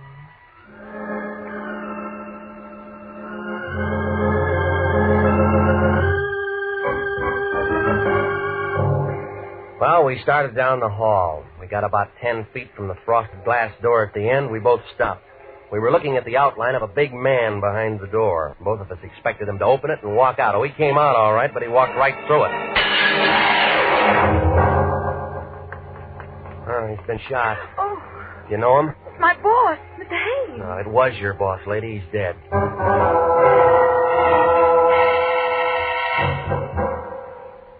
Lieutenant Salvatore Vendetti, Central Homicide Detail, showed up about 8 minutes after I called. He had his whole goon squad with him and a couple of guys in double-breasted suits from the district attorney's office. They roped off the entrance to the building, got hold of the elevator operators, the man who runs the cigar stand, and asked them questions. Then Vendetti looked at what was left of Haynes and started yelling into a phone. It's in a basket, but don't move until my fingerprint boys get through. Yeah. Okay, sis, where the guy live? At the Biltmore Hotel. Where's his wife? We didn't have one. What do we tell? We didn't have any family. So no one's going to cry. Well, that makes it easier. Regan, was he your client? No, nobody's a client until they sign a contract, Sally. Well, you would bring him a contract to sign, and then you would do something for him. What? Well, I didn't talk to him. Sis? Mr. Haynes had made an estimate on a little office building in Beverly Hills. He thought that a man named Adler at the bank might be taking money from someone to hold his bid out. So he wants an investigator to look into it. Why do you think that? Oh, I don't know. You work for him. Well, I don't know everything. Neither do I. Hot, isn't it? Who's Adler? Oh, just to name them. Who else? Who else? Architects. Who else was making a bid? Well, I don't know that. Now, where are we? Kelly! Yes? Guy named Adler at the Grand National Bank. Pick him up and have him down to my office in half an hour. Yes? What do you want to do about reporters, Sally? Tell him to go jump in the lake. Yes. They always spell my name wrong. How long you two known each other? An hour? Nice. What do you mean by that? Just nice. Didn't hear any shots? No, we didn't. Tell me more about the bid. Well, what's there to tell? The setup. Well, the bank handles the money. Who says yes, who says no? Well, the bank, but... But what? The contractor usually tells them who to take. Huh? Who's that in this case? Contractor in Long Beach, his name is George Cantrell. I'll say this to you, Regan. When you get mixed up in anything, you certainly get mixed up with the good-looking people. I'm not mixed up in anything. What do you say, sis? I'll keep my mouth shut. She's a smart girl, Regan. Hello, honey. Won't be home for dinner. Some guy got himself killed and I'm in on it. Not long, no. Regan? I'll tell her. Wife says hello. Says come out to dinner sometime. What? Sis, how much that contract worth? Oh, on the building in Beverly Hills, about $40,000. Profit? No, overall. Break it down. Well, Mr. Haynes would have cleared about $12,000 if he'd gotten. I know some guys will kill for a dime. Sam, where's Daddy? I'm still at the Park Central building. Get out to Long Beach and talk to a contractor named George Cantrell. And find out what architects were making bids on some stuff he was going to put up in Beverly Hills. Yeah, get the name. Okay, that about does it. Let's go. Miss Nolan? What? I have to take you down. Jeff, can you do that? Well, you're a material witness. Well, what are you? He's a bystander with a built-in lawyer. Well, I do, Jeff. Go with him. Why do you want to spend the night in jail? I just worked for Mr. Haynes. No phone calls. This is a murder case. Well, get me a lawyer or something, Jeff. Do you know a lawyer? No. Wait, yes, I do. His name's Dave Henderson. He lives at 1648 Claremont Place. Will you probably tell him I'm in trouble? Yeah. Check, Sally? She didn't make a phone call. I like her, too. Well, look, he may not be able to do anything for you tonight. It's almost 6. But you'll see him as soon as possible. Yeah? Tell him I'm scared, Jeff. Scared stiff.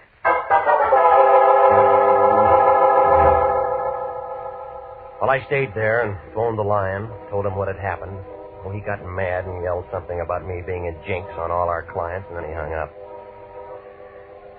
So I went through the classified telephone directory under attorneys and Henderson. There was a Ben, a George, a Joe, a William, but no Dave Henderson. So I drove out to the address that she'd given me. It was a blue apartment house 4 blocks west of Vermont over by the Coliseum. Somebody was cooking hamburgers somewhere, and somebody was all worked up over a ball game on the radio. I picked the baseball fan. Well, what'll happen now is anybody's guess, but let me tell you that this ball game is a long way from being up. Hey, what'd I tell you? It's outside the ballpark, and they're coming in like homing pigeons. Bases are loaded, and they're all coming in. Oh, it's going to be 8-5. Come on, the ball game's not that good. What's so important, Pilgrim? I'm with the ball game. I'm looking for a man named Dave Henderson, a lawyer. So what? Somebody told me he lives in this apartment house. Who told you that? A lady. Ha! Does he live here? You try looking at the mailbox? No names. You cop? Private type. Ha! Does he live here? Sure he lives here. Well, where? End of the hall, 106. Thanks. So he's a lawyer, is he? With his kind of friends? Ha! What does that mean? You're young, ain't you, Curly? I got a driver's license. Let me tell you something. Don't go knocking on no doors and hear a ball game. Remember that. Yeah, I'll remember that. And you can tell him Tessie Bogart to start to that one. And the score is 8-5 coming into the first half of the ninth, and this has been some ball game, let me tell you. 106. Here we are. Come on in, it's unlocked. Your name Dave Henderson? Yeah, who wants to know? My name's Regan. I'm a private investigator with the International Detective Bureau. Wrong steer gumshoe. I don't need one. Look, I'm not looking for work. I'm looking for you. What'd you say it was? Regan? That's right. R-E-G-A-N. Regan. Regan. Learned that just an hour ago. Cute, huh? I met a friend of yours today. Dave Henderson never had a friend. She said she was a friend of yours. But I didn't say I was a friend of hers. Hey, who are we talking about anyway? Dorothy Nolan. How is Dorothy? Not so good. Thought you were a detective. I am. You sound like a doctor. Look, you sound like a guy with a chip on his shoulder. Sound like a lot of things. You're trying to be tough, baby. No wonder you aren't in the telephone directory. I'll just skip that. She said you were a lawyer. I say I drink too much. Haven't seen me drinking, have you? She wants you to get in touch with her. The man she was working for was murdered today. She kill him? Well, they're holding her. Material witness or suspect? Material witness right now. She doesn't want to spend the night in jail. Who does? That's why she isn't feeling so good, huh? He wants me to get her out. Something like that. Who's handling the case downtown? Detective named Wendetti. Yeah, and where do you come in? Well, they didn't give her that one phone call. Yeah. You're sensitive. What if I said no? Well, that's your business. You know why she asked you to see me? Because I'm a guy she knows. And every guy who knows little Dorothy does a little something for her. Ever met him like that, Regan? Sometimes. I'm just checking. Checking what? She's pretty good with her works. Eyes just right for the job. Hair just right. Everything just right. She can make you do a lot of things you don't want to do. Wait till you see her in a bathing suit. Ooh, that's something, brother. Well, they aren't wearing them in the county jail. Okay, I'll phone Wendetti and find out what her bond is. Look, this is a murder case. There's no bond on this. You know that. It all depends how you handle it. I'll think of something. Yeah, I'll bet you will.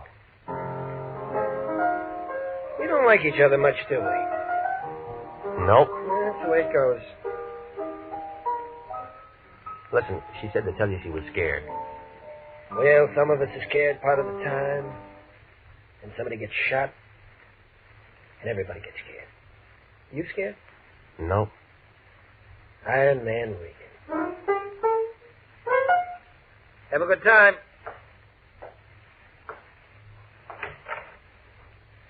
Did I say Haynes was shot?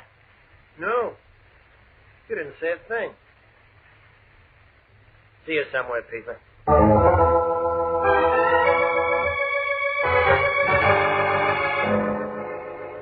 Well, I stopped by Musso Frank's and had the special, and then I went on home. I tried to make a couple of calls, but Wendetti was out, and the desk sergeant thought I was a reporter, and he wouldn't tell me a thing about Dorothy Nolan. While I was sitting there, the phone began jumping around on the hook. Regan? Yeah. This is me. Where you been? I called your place 20 times, but I've called it once. Well, I've been busy seeing a lawyer. What do you need a lawyer for? You aren't married. Somebody else needs one. Who? Dorothy Nolan, that blonde who worked up in Haynes' office. Wendetti's holding her. Good. I want you to go down and see her. What for? We can still make something on this thing if we play it smart. When I talked to Haynes on the phone this afternoon, I told him I wanted a certified check. So what? So that means there's a check for $100 lying around his office somewhere, and it's made out to International. Look, he's dead, remember? Everybody dies. Don't worry about it. We weren't even hired. We had a verbal contract. We had nothing. That check's no good to anybody but us. We didn't do anything for him. Well, buy him some flowers. Now hop down to the pokey and see that dame and find out where that check is. We can't do that. I talked to Harry Presidio, and he'll give us a lead to get in. Hello? Hello? Regan, you're still there? I was still there, but I wasn't listening to the lion. I was looking at a skinny little man with one leg. Regan, you're still there? Now, don't ask me how he made it inside my door. He was just there, propped up on a pair of crutches, swaying back and forth, watching me with a couple of sick gray eyes that were so full of water you'd think they were going to float right out of his head. All at once, he went down like a busted sugar sack. He'd been shot twice through the neck with a small caliber gun, a 25, 32, I don't know. I found a dozen razor blades in one pocket and 2 dozen sets of shoelaces to go with them. There wasn't anything that told me his name, but there was a picture inside his shirt pocket. One of those things that you have taken in a penny arcade, you know, in front of phony pasteboard props. Well, the man with one leg was looking out from between a pair of painted angel's wings. And the guy standing next to him, who was smiling up at the halo, was the same man that I'd seen that afternoon. An architect named Haynes. A man who needed a private detective. A man who walked out a glass door and then dropped dead. And the one printed word above that picture stuck like a wart on an egg that said, Happy Land. You are listening to The Story of the Man in the Door. Tonight's adventure with Jeff Regan, Investigator.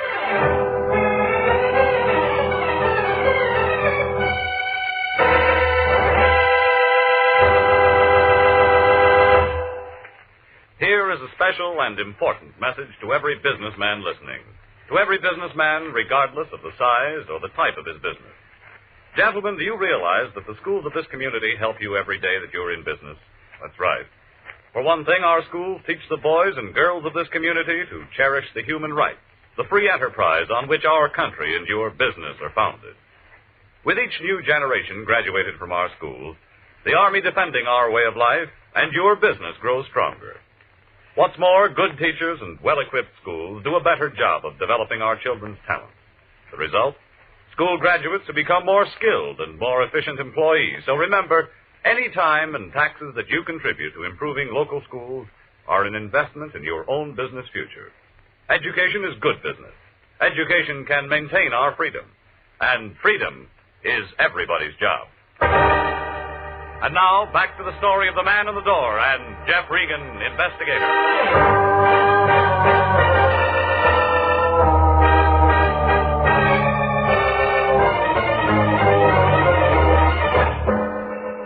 Well, I left the little man with the one leg lying there. There wasn't much I could do for him.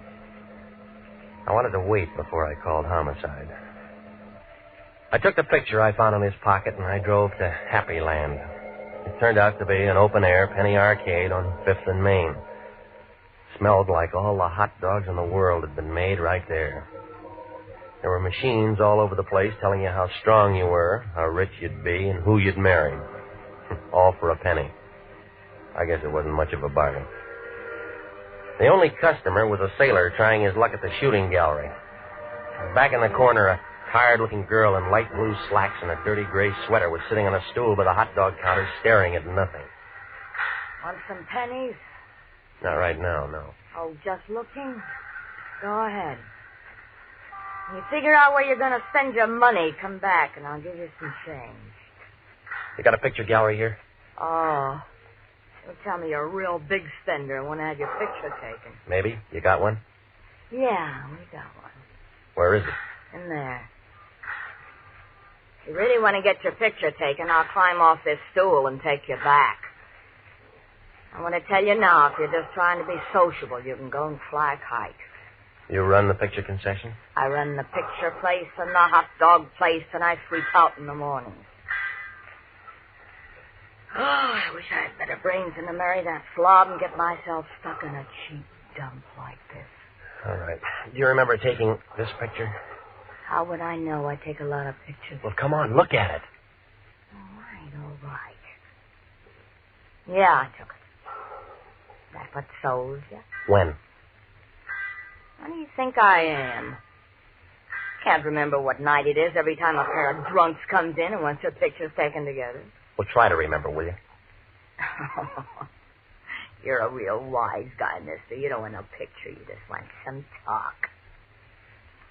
You're a cop. Friend. I met the little guy in the picture once. Dusty? What was that? I thought you said you met him once. Well, we weren't introduced. I just met him. Who is he? Dusty Rhodes. He works the circuit. What circuit? Fifth and Main, STEM. Business section. What kind of business? Dusty handled the razor blade and shoelace traffic. He hates pencils. What did he do when he wasn't working? What does anybody do? He went out and got loaded. Go on. And you don't know him very well for a friend. How am I going to know I'm not getting Dusty in trouble talking to you like this? Nobody can get him in trouble anymore, lady. What do you mean? He was shot tonight. Oh, no. Oh, poor little guy. You know where he lived? Seashore Hotel. The Seashore Hotel. Oh, gee, Miss, I'm sick. Oh, I'm real sick.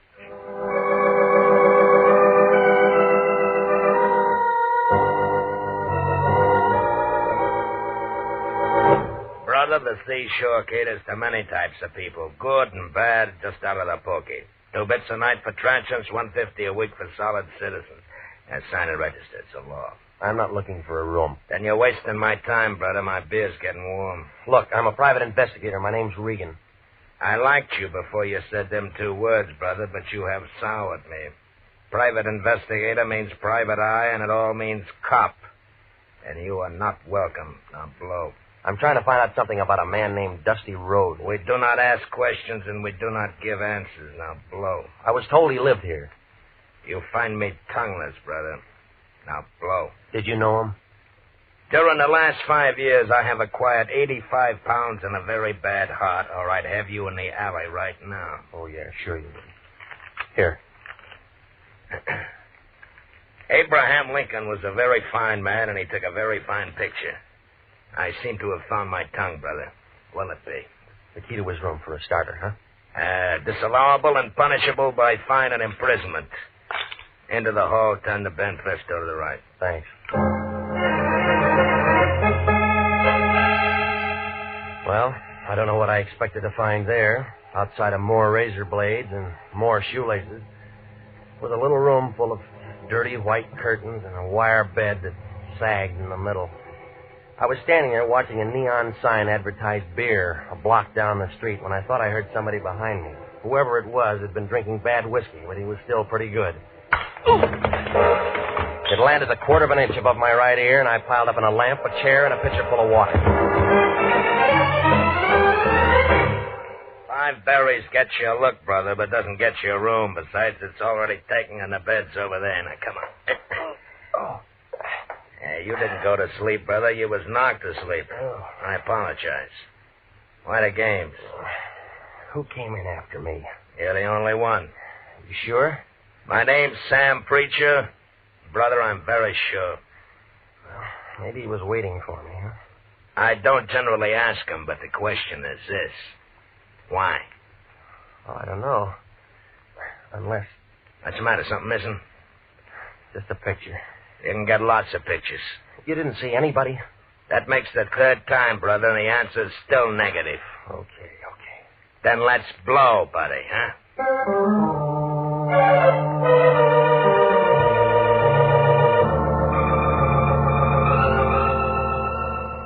Coroner's office. Luke, this is Regan. The lion's eye. What's with you, baby? When Daddy tells me you walked into one today. Yeah, I did. You got him there? Haynes Dudley? Sure. Want to come down and take a look? He's toe-tagged and salted down real pretty. Yeah, I'll bet. Them 32 slugs was just incidental. The guy had 4 weeks in the outside. All right, give it to me. Haynes Dudley was dying from malnutrition, alcoholism, and a couple other things with long names. Give me one long name. Diabetes. He didn't take good care of himself, funny, huh? A misspent life. Somebody's gonna take the gas chamber for nothing. When Daddy know this? Sure. And he was wearing a brand new suit, too. We'll sew up the holes. We'll bury him in it. Well, you aren't finished yet, Luke. Baby! A guy with one leg dropped dead in my place a couple hours ago. It's after 11. I'm sorry, Luke. They connected? Yeah? Murder? Yeah. Well, come down and see us anytime, Regan. We're open 24 hours a day.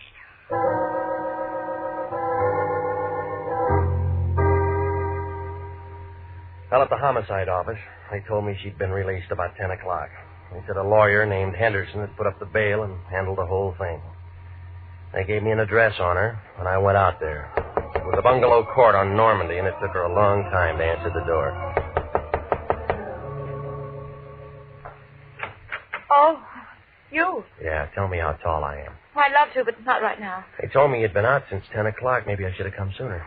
Dale gives me the willies. I'm about to take a shower. I was kind of hoping we could have a drink. I did better than I thought with you. I got a hold of a lawyer for you, didn't I? Yes? Well, doesn't that rake me an invitation to have a drink? I said later. I'm really tired. I said no. Wait a minute. Well, if you're that thirsty, all right. That's better. And every day my boss gets killed, and I meet a private detective. I need a drink. I was slugged tonight. Throat? Yeah, right here, see? Oh, it looks nasty. Why did anyone do that to you? Wanted a picture I had? Whistler's mother? Just a picture of a couple of drunks who are dead now. Maybe whoever did it was a relative. Guess again. I don't like games. But you play 'em all the time. Don't we all? I know a psychiatrist who says we can't help ourselves. You can. I liked you when you walked into the office this afternoon, but I'm not so sure I like you now. Maybe you better go. Expecting somebody, huh? What are you doing? You let go of me. Let go Oh, of no, me. baby. You got real nice eyes. I want to look at them. Let go. He's crazy. You. Hello, Dave. We didn't hear you knock. Did you bring your piano? What's the idea? He gave me. Why don't you tell him to go away, baby? Anybody can tell we're busy. Let it go, Regan. You want to break us up? Can't you see he's just trying to make you jealous and say things? Come here, honey. No. You don't have to do that. I said let her go. That the same 32 you killed a one-legged man with? Over, Gumshoe. Don't be a fool. Stay where we are, baby. You're first. Listen to me, Dave. I listened to you too long. He's only guessing. He doesn't have any proof of anything. You can cry if you want to, baby. This is going to hurt. She spun around and fell into a coffee table and then lay very quiet on the rug. Her eyes were open and she didn't say anything. She just lay there looking up at him. I couldn't tell where she'd been hit. He seemed to forget all about me because he walked over to her, knelt down beside her, put the gun right up against her head. This is awful close range, baby, but I can't afford to miss. Neither could I.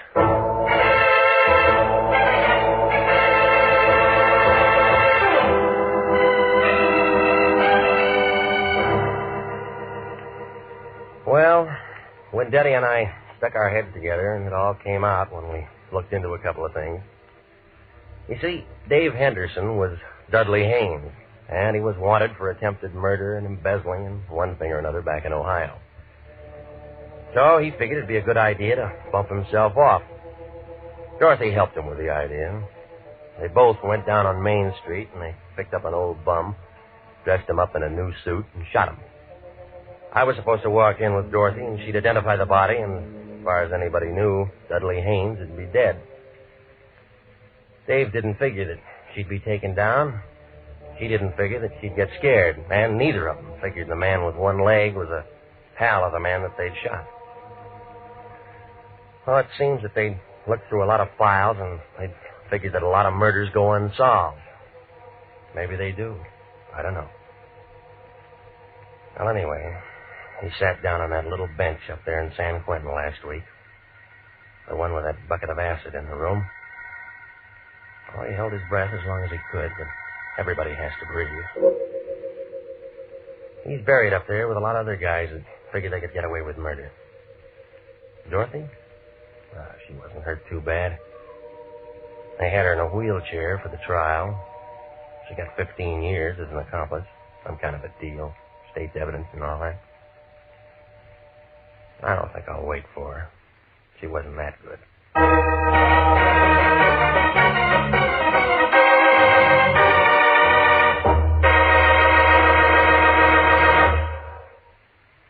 Jack Webb is featured as Jeff Regan, with Wilms Herbert as Anthony J. Lyon. It's CBS at 9:30 next week for more hard-boiled action and mystery with Jeff Regan, Investigator. Written by E. Jack Newman and produced by Sterling Tracy. Dorothy Nolan was played by Betty Lou Gerson, and David Ellis was Dave Henderson. Lorene Tuttle, William Conrad, and Lou Krugman supported.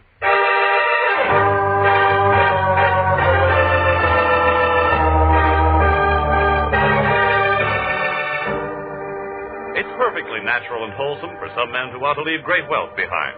There's a druggist in a small town in Pennsylvania who'll do that. The wealth he'll leave behind will make many lives easier and happier and finer down through the years. For he was the principal donor of an outdoor meeting place for religious services in a Boy Scout camp in the Poconos. Working with his neighbors in community activities, he saw the need of this improvement, helped to install it. That's the kind of wealth that you can bequeath to generations coming on as you enjoy the freedom of working with your neighbors for the betterment of your community. Freedom that can be anybody's pleasure is everybody's job. Music for this program is arranged by Dick Arant. Next week at 9:30, Jeff Regan, Investigator, brings you another thrill-packed half hour with his story of the House by the Sea. Bob Stevenson speaking. This is CBS, the Columbia Broadcasting System.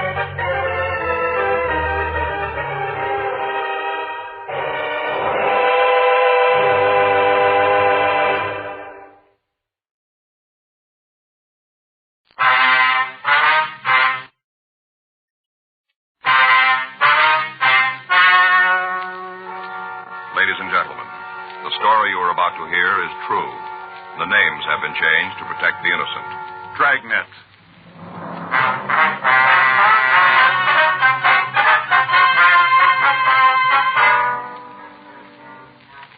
You're a detective sergeant. You're assigned to homicide detail. You get a call from a man who tells you his wife has failed to keep an appointment.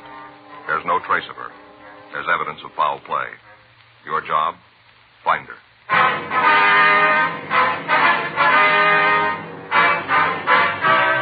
Dragnet, the documented drama of an actual crime. For the next 30 minutes, in cooperation with the Los Angeles Police Department, you will travel step by step on the side of the law through an actual case transcribed from official police files. From beginning to end, from crime to punishment, Dragnet is the story of your police force in action.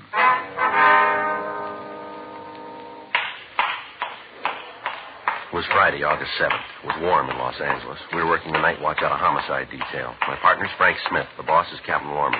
My name's Friday. I was on my way back from missing persons, and it was 1:27 a.m. when I got back to room 42, homicide squad room. Hi, Joe. You talked to Graham? Yeah, I just got in. How'd they do? Well, they came up with a kid. Where'd they find him? The boyfriends. They were watching TV. The missing youngster had told his friend his mother knew he was there. Uh-huh. Everything's all right then, huh? Yeah, I guess so. Graham said the kid's going to have to eat standing up for a few days. You know, it's a funny thing about parents. What do you mean? A thing like this happens and all they care about is getting their kids back. Mm-hmm. After a while, they begin to think about it and get sore. Doesn't make a lot of sense. Well, you figured you got a couple of kids. Yeah, I guess it'd be the same way. I got it. Homicide Friday. Guess her, that's right. Well, where were you supposed to meet her? Well, have you checked there? Let's see.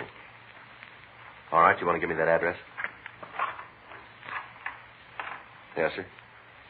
No, we'll be right out. Right. Goodbye, sir. I already got one we better check here. Yeah? Bartender out on Normandy. Says his wife's supposed to meet him a half hour ago and she hasn't shown up. He called his house? Yeah, she's not there either. Says she's never been late before. Yeah, it's always the first time. Well, he doesn't think so. Huh? He thinks she's been kidnapped.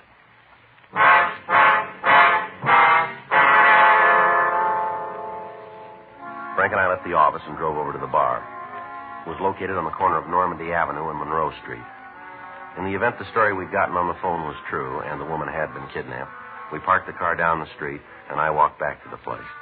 A couple of minutes later, Frank followed. We met the man who'd placed the call, George Cabot. We asked him to tell us what was wrong. Sure didn't waste any time getting here. You want to tell us what's happened?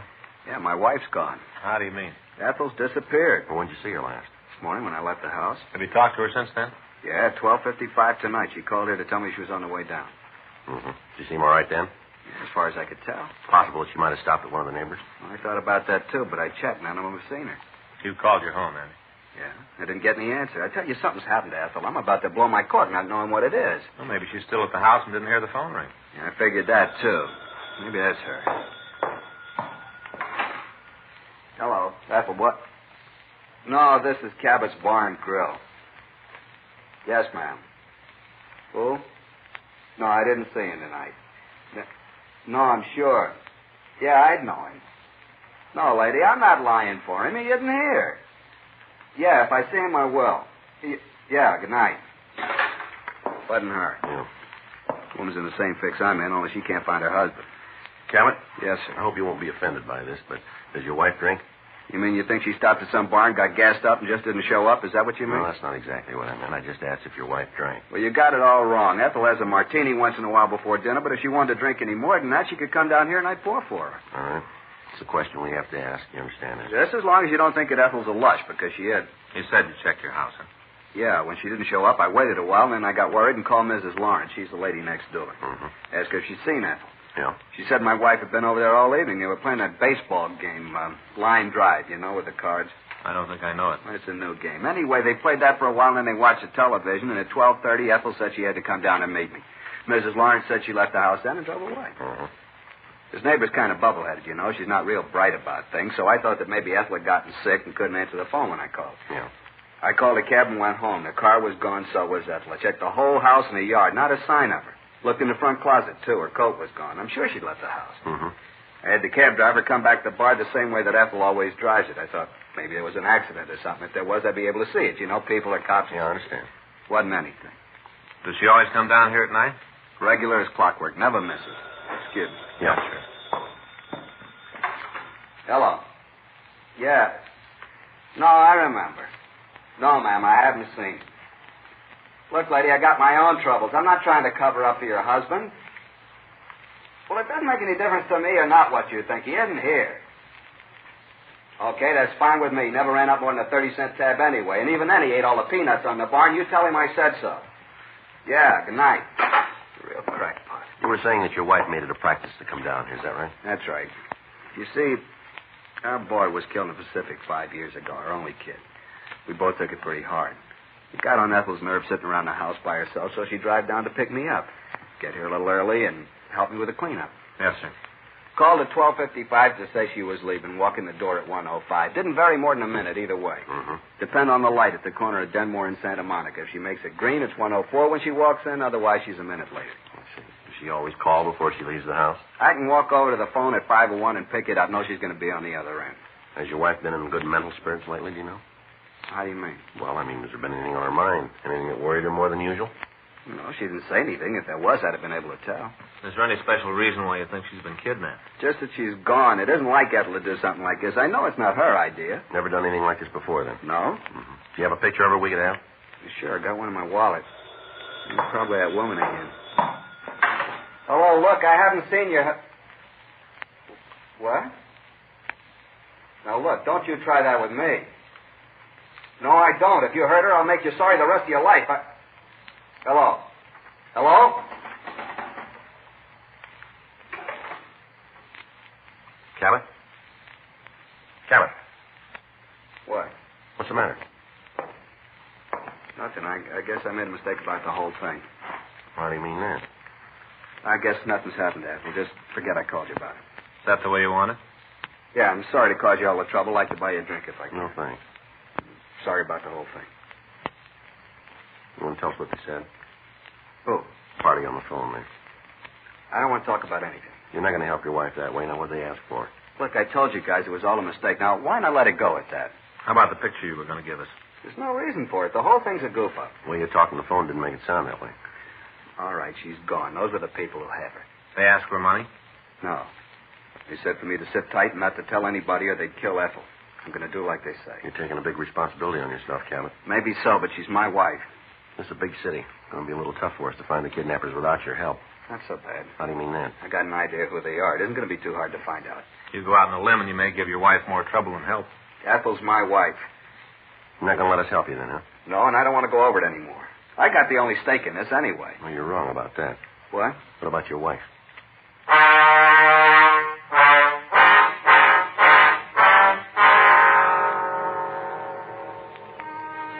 Because of his attitude, it was useless to question George Cabot any further. We left the bar and got in touch with the office. We made arrangements for a complete 24-hour surveillance to be kept on him. In most cases of this type, the kidnappers usually demand that the victim's friends or relatives stay away from law enforcement agencies. They do this to stall for time. Statistics prove that in the vast majority of cases, the victim's fate was decided long before the kidnapping occurred. It never is the intent of any officer to endanger the life of a kidnapped victim, but at the same time, it is necessary for them to have all available information so that they can move rapidly when the case does break. In an effort to gain more information on the missing woman, Frank and I went over to see the victim's next-door neighbor.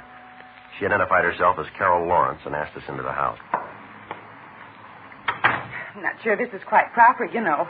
What's that, Miss Lawrence? A couple of men in my house at this hour, especially with me in my bathrobe. Oh, I'm sure the neighbors will understand. Oh, I hope so. A couple of real gabby ones from the street, you know. Mm-hmm. Big mouths. Yes, ma'am.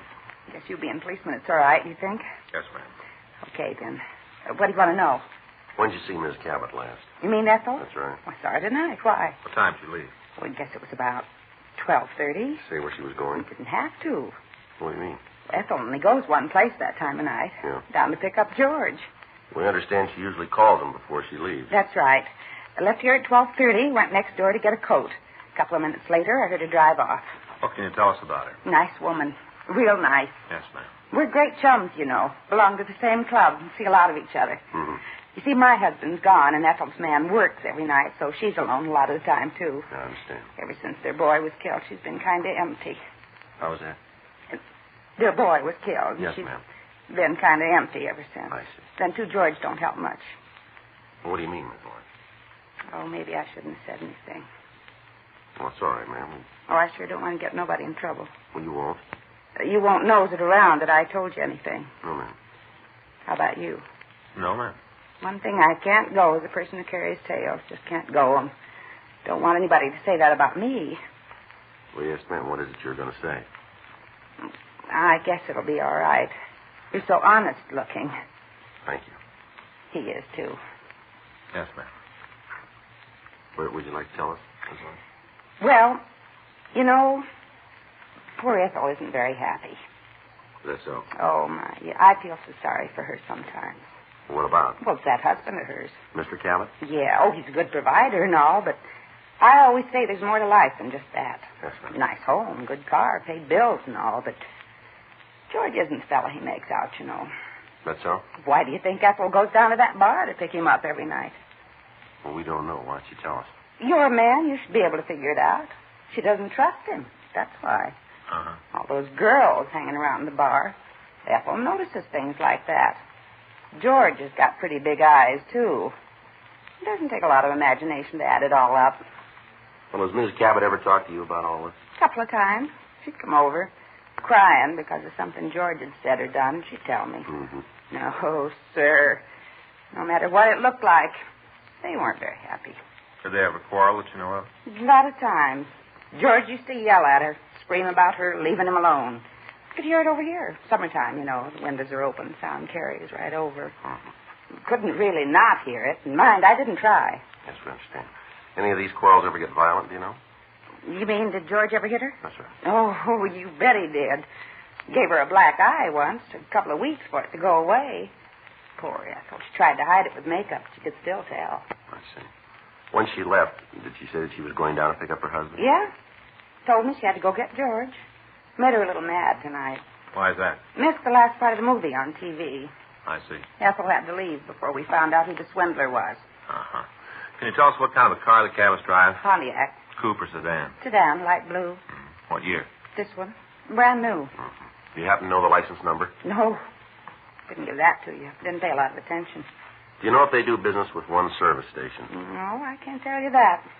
Can you give us a description of Mrs. Cabot? Sure. I'll give you a picture if you want one. We appreciate it. It's no trouble at all. Right. I got a scrapbook here. Shots of Ethel.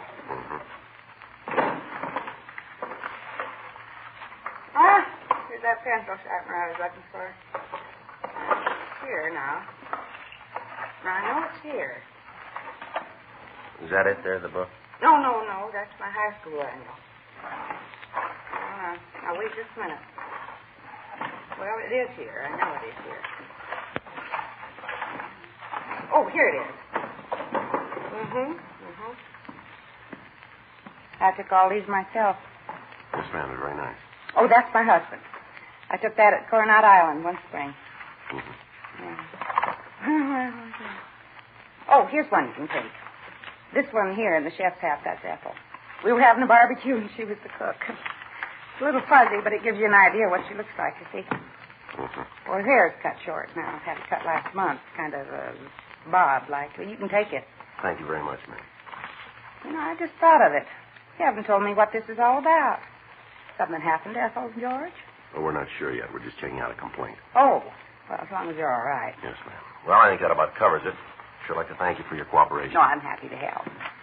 Good night, Miss Morris. Good night, Mr. Smith. There's one more thing. Will you be home tomorrow if we have to get in touch with you? All day.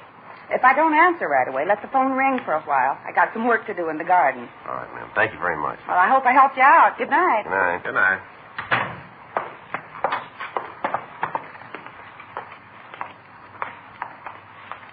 What do you think? I don't know. The way she tells it, something's out of line, isn't it? Well, Cabot seemed to be pretty upset when he got that phone call. There's only one big trouble with that. What do you mean? Maybe that's what he wanted us to think.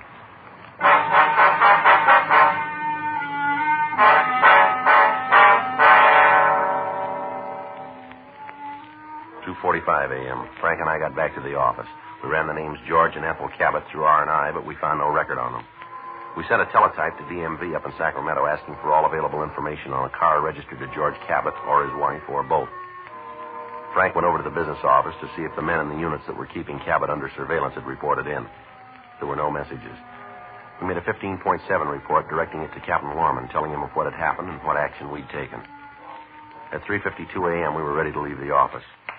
You all set? Yeah. Well, let's go. All right. I get it. Make it fast, huh? Homicide, Friday. Where? Yeah. Okay, we'll be right over. What do you got? Ethel Cabot. Yeah? We just found her.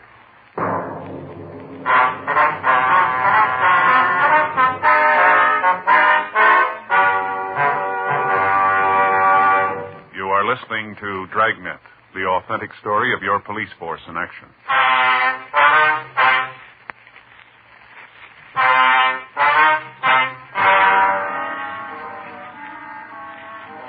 Frank and I left the office and immediately drove over to Georgia Street Receiving Hospital.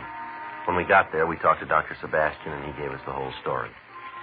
The woman had been found lying by the roadside. She was picked up by a motorist. He'd taken her directly to the hospital. Sebastian went on to tell us that from her appearance, Ethel Cabot had been severely beaten and then rolled or dragged in hot tar. Her clothes were covered with it. Her hair was matted. The doctor said that the woman's head had been shaved and that most of the tar had been removed. A tentative identification had been made through a letter found on her person when she'd been brought in. An attempt was made to call her husband, but there was no answer at either the bar or at their home.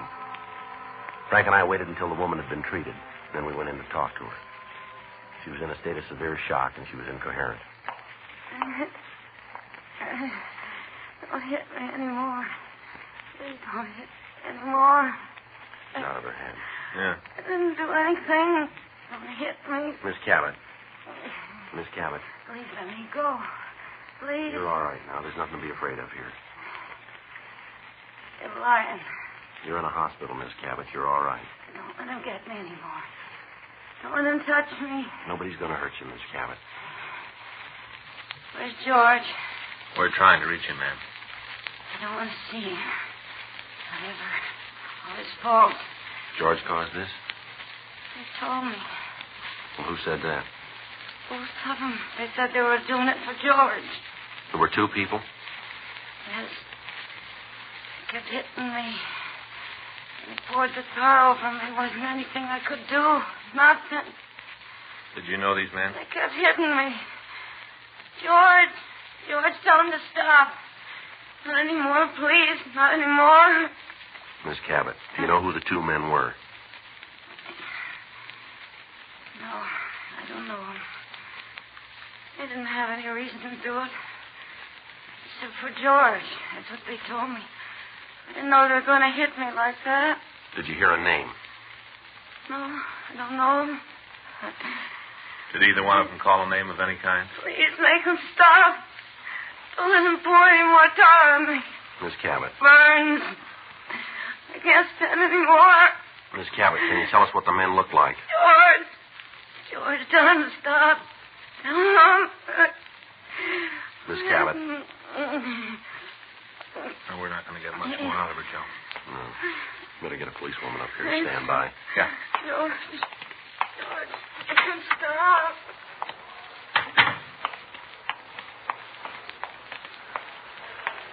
Joe? Yeah, Dave. While you were talking, the cabin woman call came in for you to get in touch with the business office. Okay, Dave, right away.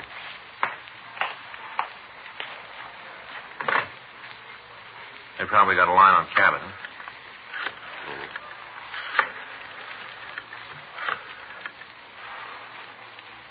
Hello, this Friday. When? Okay, we're leaving right now. Right, bye. Well, that really tears it. What's that? They just lost the tail on Cabot.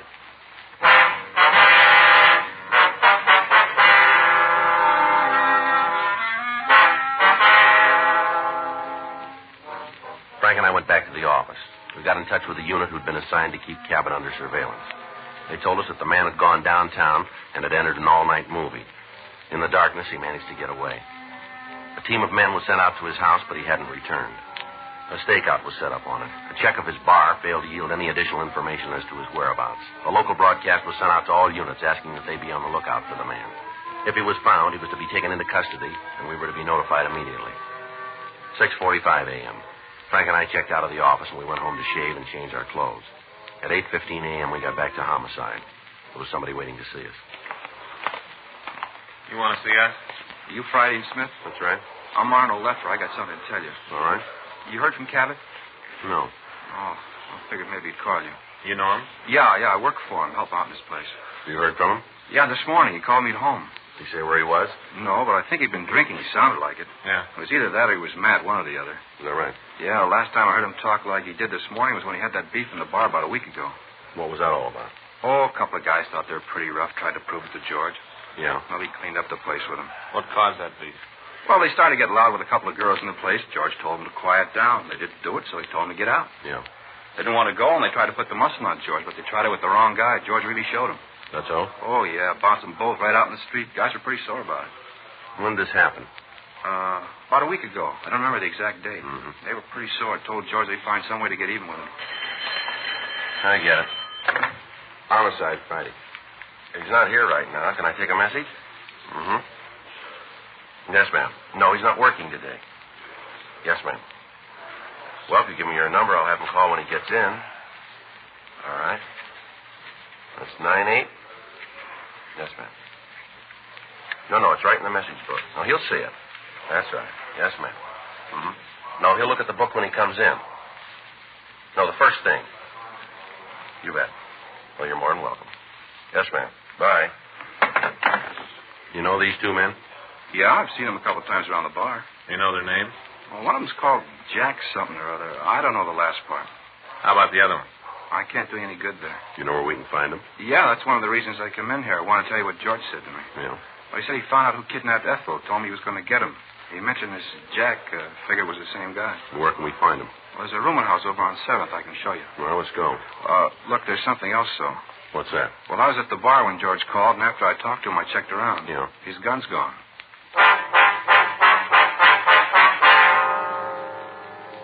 Frank and I left the office and drove over to 7th Street. The bar boy pointed out the rooming house where he said we could find Jack and his friend. We checked with the manager and found that 2 men answering the description we'd gotten shared a room on the 3rd floor. We left Arnold Lepper in the car, and we went up to the room. Should be the last one. Yeah. I wonder if Cabot's gotten here yet. He has. Come on. Stick it in. All right. All right, Cabot, let him go. Let him go. Get him away. All right, come on. Please don't stop me. He's crazy. This guy's crazy. Come on, Cabot. Take it easy now. Come on. Come on over here. Get over there. Oh, you should keep him away from me. Go on, move. No. What do you think you're going to prove doing a thing like this, Cabot? A couple of minutes more, I wouldn't have cared. We found your wife. She's going to be all right. Yeah, I know. You didn't help yourself much doing a thing like this. He's crazy. You shut up. All right, now, come on. Calm down, both of you, and stand still. All right. How about this one? Name's Rico Martin. Him and Jack took my wife. They admit it? Yeah, they said they did it to get even with me for the fight. Well, we didn't hurt her. We just scared her a little bit, that's all. They're right. Well, what difference does it make? We're going to beat it anyway. You are, huh? Sure. All we've got to do is come up with the right plea.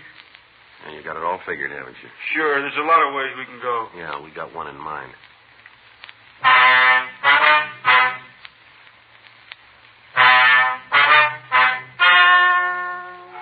The story you've just heard is true. The names were changed to protect the innocent. On December 14th, trial was held in Department 98, Superior Court of the State of California, in and for the County of Los Angeles.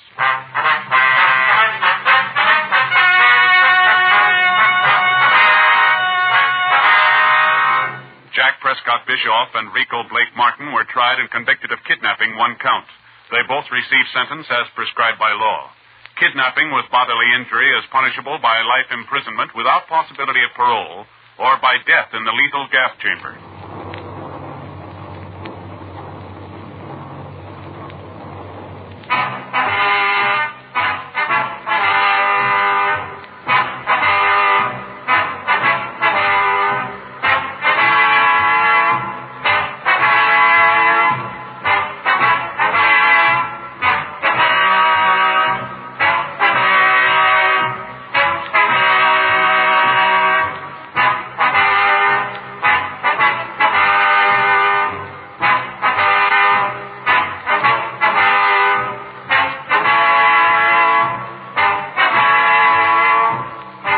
Just heard Dragnet, the authentic story of your police force in action, and starring Jack Webb, a presentation of the United States Armed Forces Radio Service.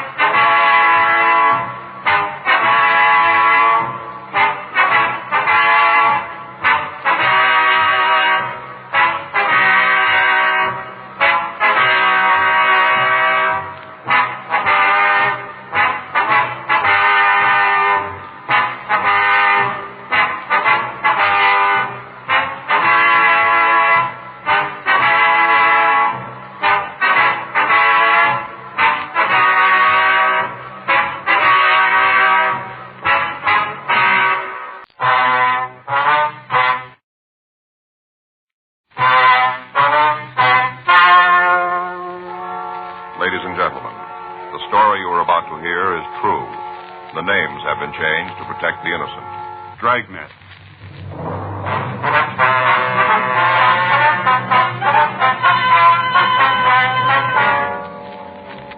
You're a detective sergeant.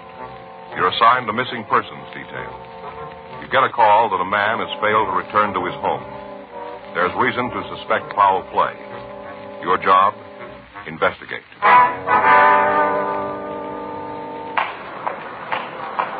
It was Friday, January 2nd. It was overcast in Los Angeles. We were working the night watch out of Homicide Division, missing persons detail. My partner's Frank Smith. The boss is Captain Warman.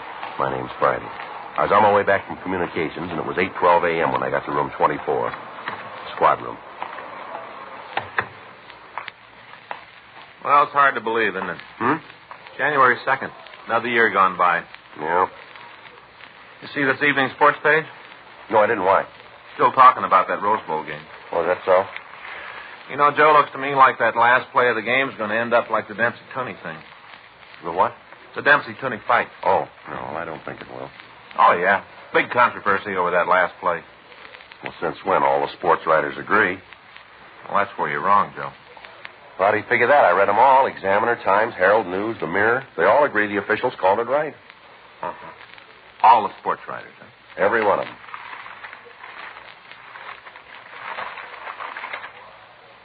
Apparently you haven't seen this. I've never seen that paper before in my life. No, that's where you're wrong, Joe. All the writers don't agree on that last play, see? Finchley Crockett, right there, you can see for yourself. Who? Finchley Crockett. Who's he? Only the sports editor, that's all. The editor of what? What paper is this? Jesse County Realist. Picked it up tonight on my way in. Yeah, well, the game's over, so let's just forget about it. What'd he say? Oh, sure. Just overlooked the only right call on the game, huh? Just pass it right by. Joe, Finchley Crockett's never been wrong. Called the World Series, the All-Star game, picked the heavyweight champ before the fight. He's accurate, Joe. Well, good for him. But it's over, and the score still stands. Next year's another game, okay? Listen to this. I'm going to read this column to you. The Bird Says by Finchley Crockett. What's the name of the column? The Bird. Bird Crockett. Who? When? Oh, I forgot to tell you. When Crockett played for the Trojans, his nickname was the Bird. I don't remember anybody by that name playing for USC. No, Joe. JCU. Jesse County Trojans. Oh, yeah, sure. Now listen to what he says. It is a rare treat when the editor of a small-town paper gets to see one of the nation's bowl games. But your editor was so treated this week at the county seat. As you all know, the new television transmitter is now operating, and it is a rare treat. As you know, there's nothing like being at the game, but it is a rare treat when the editor of a small-town paper gets to see one of the nation's bowl games. He's a real great guy, Joe. Yeah. And in closing, yours truly would like to go on record and say that the last play of the game was a complete mystery to me. Go ahead. Go ahead. That's it, Joe. He made his point. That's all there is to the entire column? Well, that's it. It proves that all the sports writers didn't agree on the last play of the game. I get it. Missing persons, Friday. Yes, ma'am. That's right. All right, we'll be right out. No, ma'am. Right away. Bye. What do you got? Missing husband. Yeah. Wife says he and another man went out this afternoon. He's over 3 hours late getting home. It's kind of early to start worrying, huh? No, not the way she puts it. What do you mean? Well, the fellow with him. Yeah. Her husband was going to have him put in jail.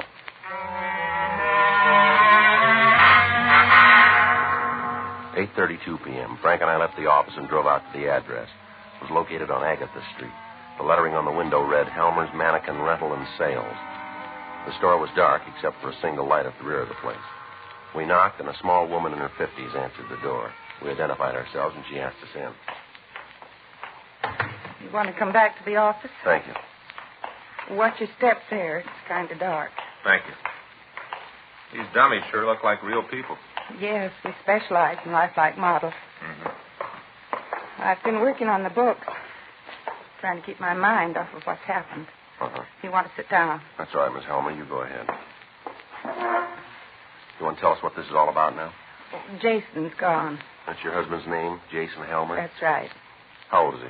He's 53. He had a birthday last October. Why do you think something's happened to him? Because it's not like him to do a thing like this without telling me. And you told me on the phone that you'd heard from him. Is that right? Well, not from him. Fred Madison called me. And when was that? I guess it was about 5:45. It might have been 6, no later. Well, what did this fellow Madison say to you? Told me that Jason was coming right home. Were they together when he called, you know? Fred said they were. Did you talk to your husband? No. At the time, I didn't think it'd be necessary. Mm-hmm. Do you know where they called from? Well, Fred said some bar. Did he mention a name? No, and I didn't ask. I guess I was afraid to. What do you mean? Well, Jason used to drink quite a bit. We had a lot of trouble over it. Seemed like everything was falling apart, and then he straightened up and quit. Mm-hmm. He hasn't had a drink of liquor in 10 years. When Fred called, I thought that maybe he'd gotten Jason started again. Did he say your husband had been drinking? No, he just told me that Jason was leaving the bar and would be right home. Was he driving? Well, I don't know. Ma'am? My husband hurt his shoulder a couple of days ago. He wrenched it. I don't think he's able to drive very well. Mm-hmm. Well, he might try to make it with one hand. Our car has that automatic drive thing, you know. You don't have to shift gears. Yes, ma'am. But I don't think he'd have driven. Did he leave in your car? Yes. Fred told him he'd drive. Where'd they go? Well, like I told you on the phone, to the races. Mm-hmm. Your husband usually go there? No. The only reason he went today was to collect some money. From who? Fred. He's the man your husband was going to put in jail, is that right? Yes, that's right. Why? Well, he's owed us some money for quite a while. About 4 months ago, Jason asked him for it. Fred wrote a check. I see. And it wasn't any good. Well, you want to go ahead? Well, Jason tried to get in touch with Fred and wanted to give him the chance to make good on the check. Mm-hmm. He was never able to catch him at home. Talked to him on the phone, but Fred was never there when my husband went over to see him. Yeah. Jason told him to have the money this morning or the bad check would be turned over to the police. Wow. Fred showed up here this morning. We thought he'd come to pay the money, but he told us he didn't have it. And Jason said there wasn't any reason to spend more time on it, said they might as well go to the police. Mm-hmm. That's when Fred told us if he could get the money out at the racetrack, he wanted Jason to drive him out there. Is that what happened? Yeah. At first, Jason didn't want to, you know, with his sore shoulder. Yes, ma'am. He told Fred to take a bus. Fred said he didn't have any money and begged my husband to drive him, told him how he'd pay the money he owed and have enough to get home. Yeah. Well, they left here about 11. Did this Fred Madison say who he was going to get the money from? No, just that it was some friend. Can you give us a description of your husband's car? Yes. I've got the license number, too, if you want it. How about a description of both men? Well, I can give you that. All right, Miss Allen. Sergeant? Yes, ma'am. You've been through this kind of thing before. You ought to know. What's that? About Jason. Do you think he's all right? Well, I wouldn't know, Miss Helmer. We'll try to find out. We've been so close the last 10 years, ever since he stopped drinking. I guess that's what I'm afraid of more than anything else. Him starting up again. Yes, ma'am, I can understand. Do you think he might have started up again? Well, I wouldn't know that either, but I'd say things might be in your favor. Well, how's that? Well, 10 years is a long time. Yeah? Good habits are hard to break, too.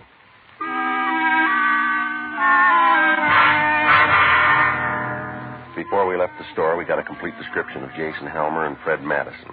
We also got Madison's address and the license number of the car they were driving. Mrs. Helmer gave us a recent photograph of her husband, and we checked with R&I on both men. We found a record on each one of them. Helmer had been booked 12 times for drunk. The last one was over 10 years ago. Madison had been picked up for drunk, suspicion of burglary, and writing checks without sufficient funds.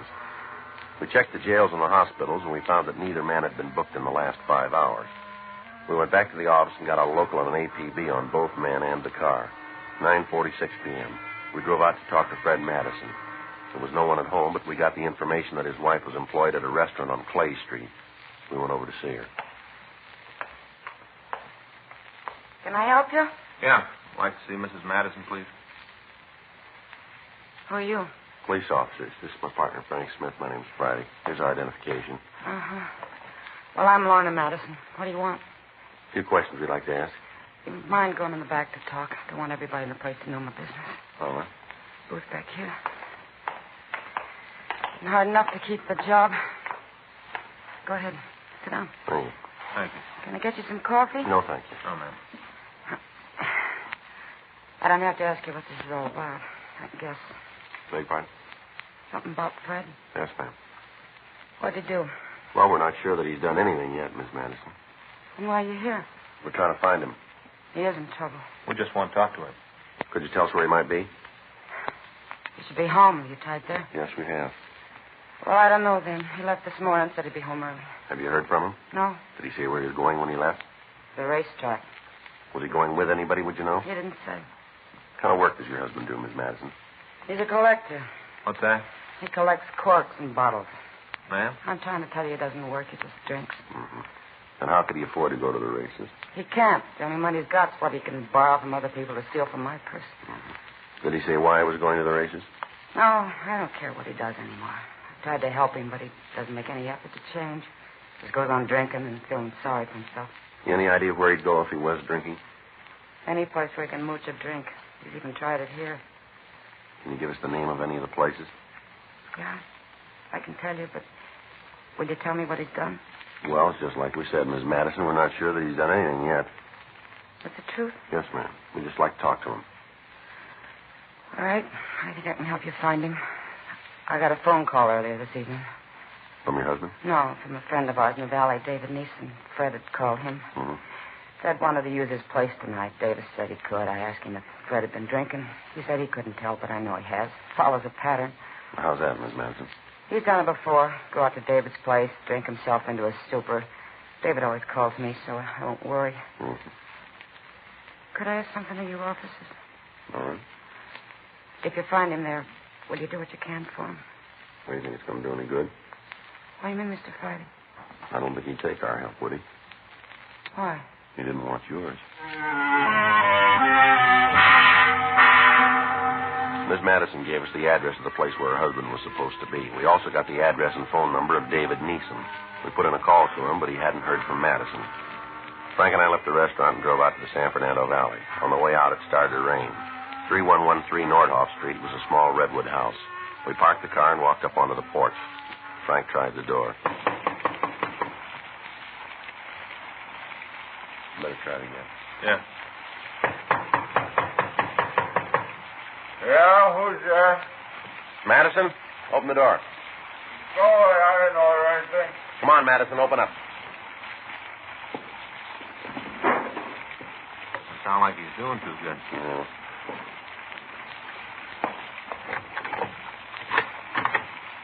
What do you want? Let's talk inside. Well, sure. Wouldn't keep anybody out at a night like this. Come on in. Police officers. Yeah. Well, let's go over by the fire, huh? It's cold out here in the middle of the room. You Fred Madison? Well, that's what you call me when you pounded on the door. That's right. You friends of Dave's? We've talked to him. He's a nice fellow, old Dave. This is his house, you know. Yeah, we know. Nice place. Roof's tight. Good bar. He's a great friend, old Dave. Mm-hmm. Come on, get up. Yeah. How you fellas like to drink? You know, something to keep the chill out? No, we don't want one. We think you've had enough, too. Well, how about you, mister? No. Okay. But don't say I didn't try Put to... the glass down, Madison. You're going to have enough trouble answering our questions as it is.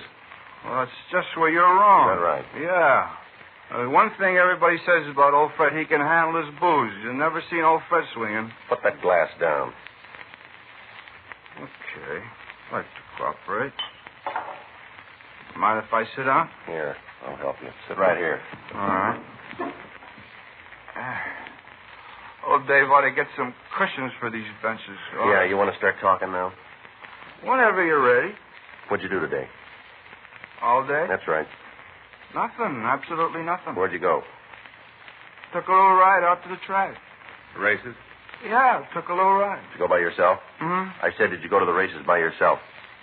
Well, as a matter of fact, I didn't. Who'd you go with? Friend of mine. What's his name? Well, you don't know him. Give us his name. Jason Homer. Tell us what happened. Well, nothing. We drove out there and saw the horses. Did you make any bets? No. Then why'd you go? I like horses. You know that's not the reason. Now, come on. Okay, I went out to collect some money. From who? Why are you asking all these questions? Did you get the money? Yeah. What'd you do with it? I don't think that's any of your business. You do anything wrong with it? No. Well, then you don't mind telling us, do you? Pay the bill. To who? Jason. How much you owe him? $100. Listen, I don't like all these questions. The way you guys came in here, I don't like it at all. I don't think I'm going to answer anything more for you. I think you are. Well, where'd you go after you left the track? Come on, Madison. Told you drove out to the valley. Almer go with you? Yes, he did. Who drove? Me. Jason has a sore shoulder. All right. We stopped at a bar, had a couple of drinks. Homer was feeling pretty good that he got paid. How about Helmer? Did he have anything to drink? Who? Helmer. Yeah, a couple. What was the name of the bar? What? The bar. What's the name of it? Well, I don't know. You stopped at a place and you don't know the name of it? That's the way it is. It doesn't matter what name's on the outside anyway, just what's on the bottles. That's what's important. All right. What happened then? Jason said he had to go home. He wanted me to call his wife and tell her he was on the way. Did you? Yeah? What time was that? Oh, I guess about 5:30, someplace in there. Yeah. Well, we sat around and had a couple more, and then he left. You stayed on after Helmer left. Huh? Yeah. Who paid for the drinks? Well, who do you think? Me. How much money did you collect out of the track? $100. Collected it and then paid Jason. All right, let's see your wallet. Why? Come on, get it up. How much money have you got? I don't know, not much. Well, take a guess, will you? $20, $30. All right, open your wallet and count it. Well, it might be better if you did. I said you count it. Okay, but don't get mad at me if I do it wrong. We'll try not to. All right. Let's see, there's 10, 20, 25, 26, 27. $27. That and the change I still got in my pocket. You want me to count that, too? Never mind. I'll be glad to do it for you. Let me see your wallet. Well, certainly. Here you are. You keep the money. Now give me the wallet. That wallet's a present from my wife. Mm. Real nice. That cord of in leather. Yeah. Not a stitch in it, all folded. Okay, here. Put it back in your pocket. Yeah, thank you. Where'd you get the money, Madison? From in my wallet. Before that. I had it. Since when? This morning. That won't hold. Why? We got it that you were broke this morning. Oh, I got it now. Now I have got it. You have, huh? You think I'm a thief, isn't that it? We'll let you tell us. No deal. Huh? I didn't steal it. All right, then where'd you get it? From my bank. When'd you get it? Tonight. Well, you're going to have to do a little better than that, Madison. Well, I don't know why. Be perfectly happy to prove it to you. When you're ready, huh? All right, I'll show you. Take you right out there. You think all the banks close at the same time, don't you? Go ahead. Well, you're wrong. Mine's always open. Of course, it don't pay any interest, but it's there and it's always open. All right, let's go. Sure. Take you right out there. It's out in Canoga Park. You got a coat? No, sir. Hey, how about a little drink before we go, huh? Kind of warm. Put that down. I told you once. You've had enough of that. Ain't that much. Hate to figure what would happen if I ever ran out. I hate to think about it.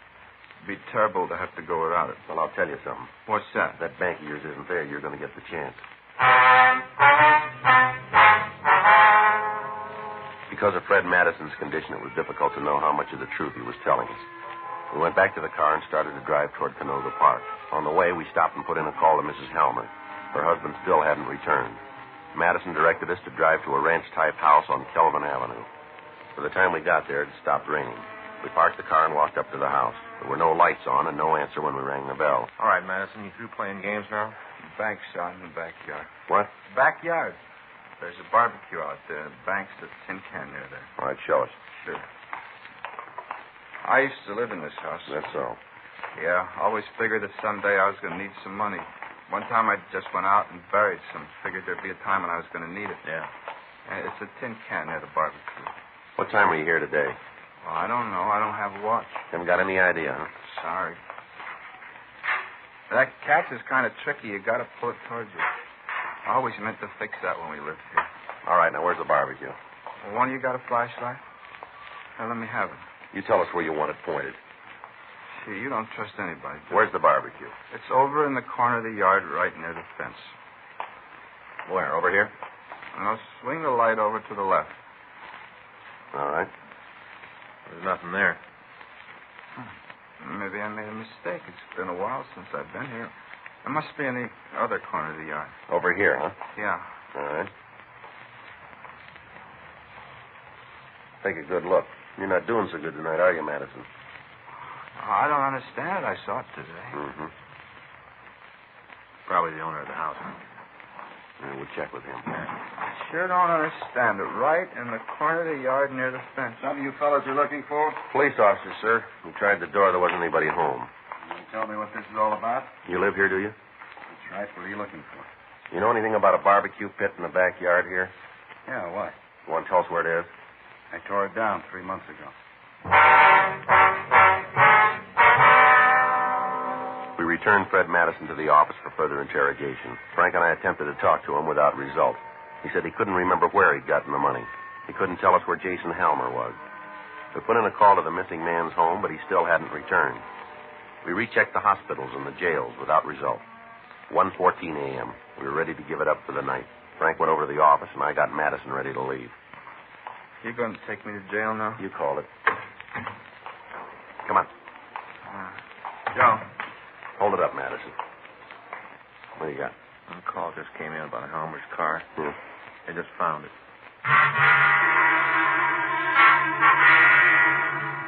While men from the business office took Madison over to the main jail for booking, Frank and I drove out to the valley again. Helmer's car had been found about a mile off Topanga Canyon Boulevard on Farview Road. It was back off the road and partially hidden by the trees. When we got there, a radio car was standing by. We talked to the officer. Take a look at the back. Stuff on the ground there. I covered it with the boxes in case it started to rain again. That's good. These stains here on the ground, I don't know if they're going to mean anything. You got anything we can use to open this trunk? I'll check our car. All right. What do you think? I don't know. Better get in touch with the crime lab, have them come out and go over the place. Yeah. Yeah. I got something. Right. Mm-hmm. Thanks. Can you get it? Put that light over here, will you? Yeah. How's that? That's better. You need some help? No. I think I got it here. Once more ought to do it now. Yeah, there we are. Let's get it open now.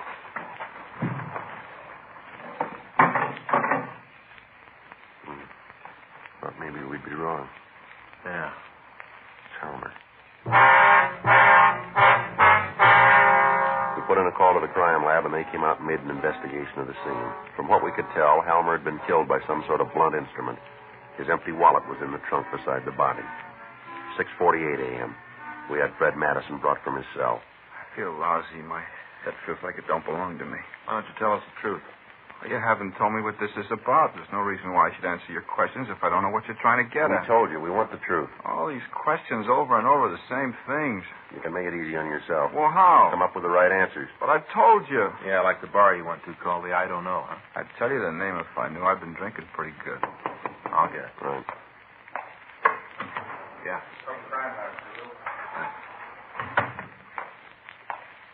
Here, Joe. Madison? Yeah? This is about your bank. What do you mean? This explains where you got the money.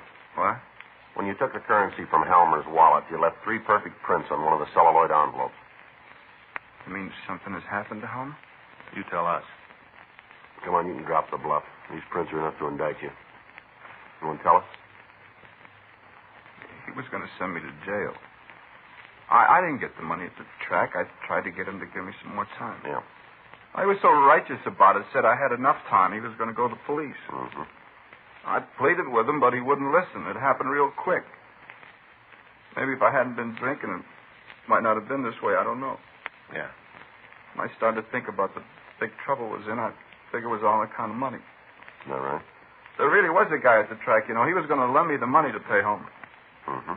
If he'd have loaned me the money, it would have solved everything. What was another way? What do you mean? That money you owed Helmer? Yeah. You could have worked for it.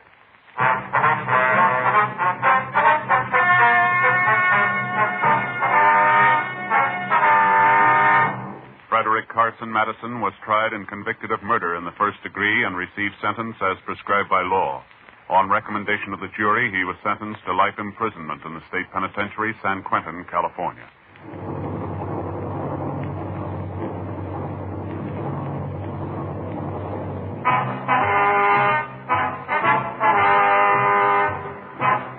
You have just heard Dragnet, the authentic story of your police force in action, and starring Jack Webb, a presentation of the United States Armed Forces Radio Service.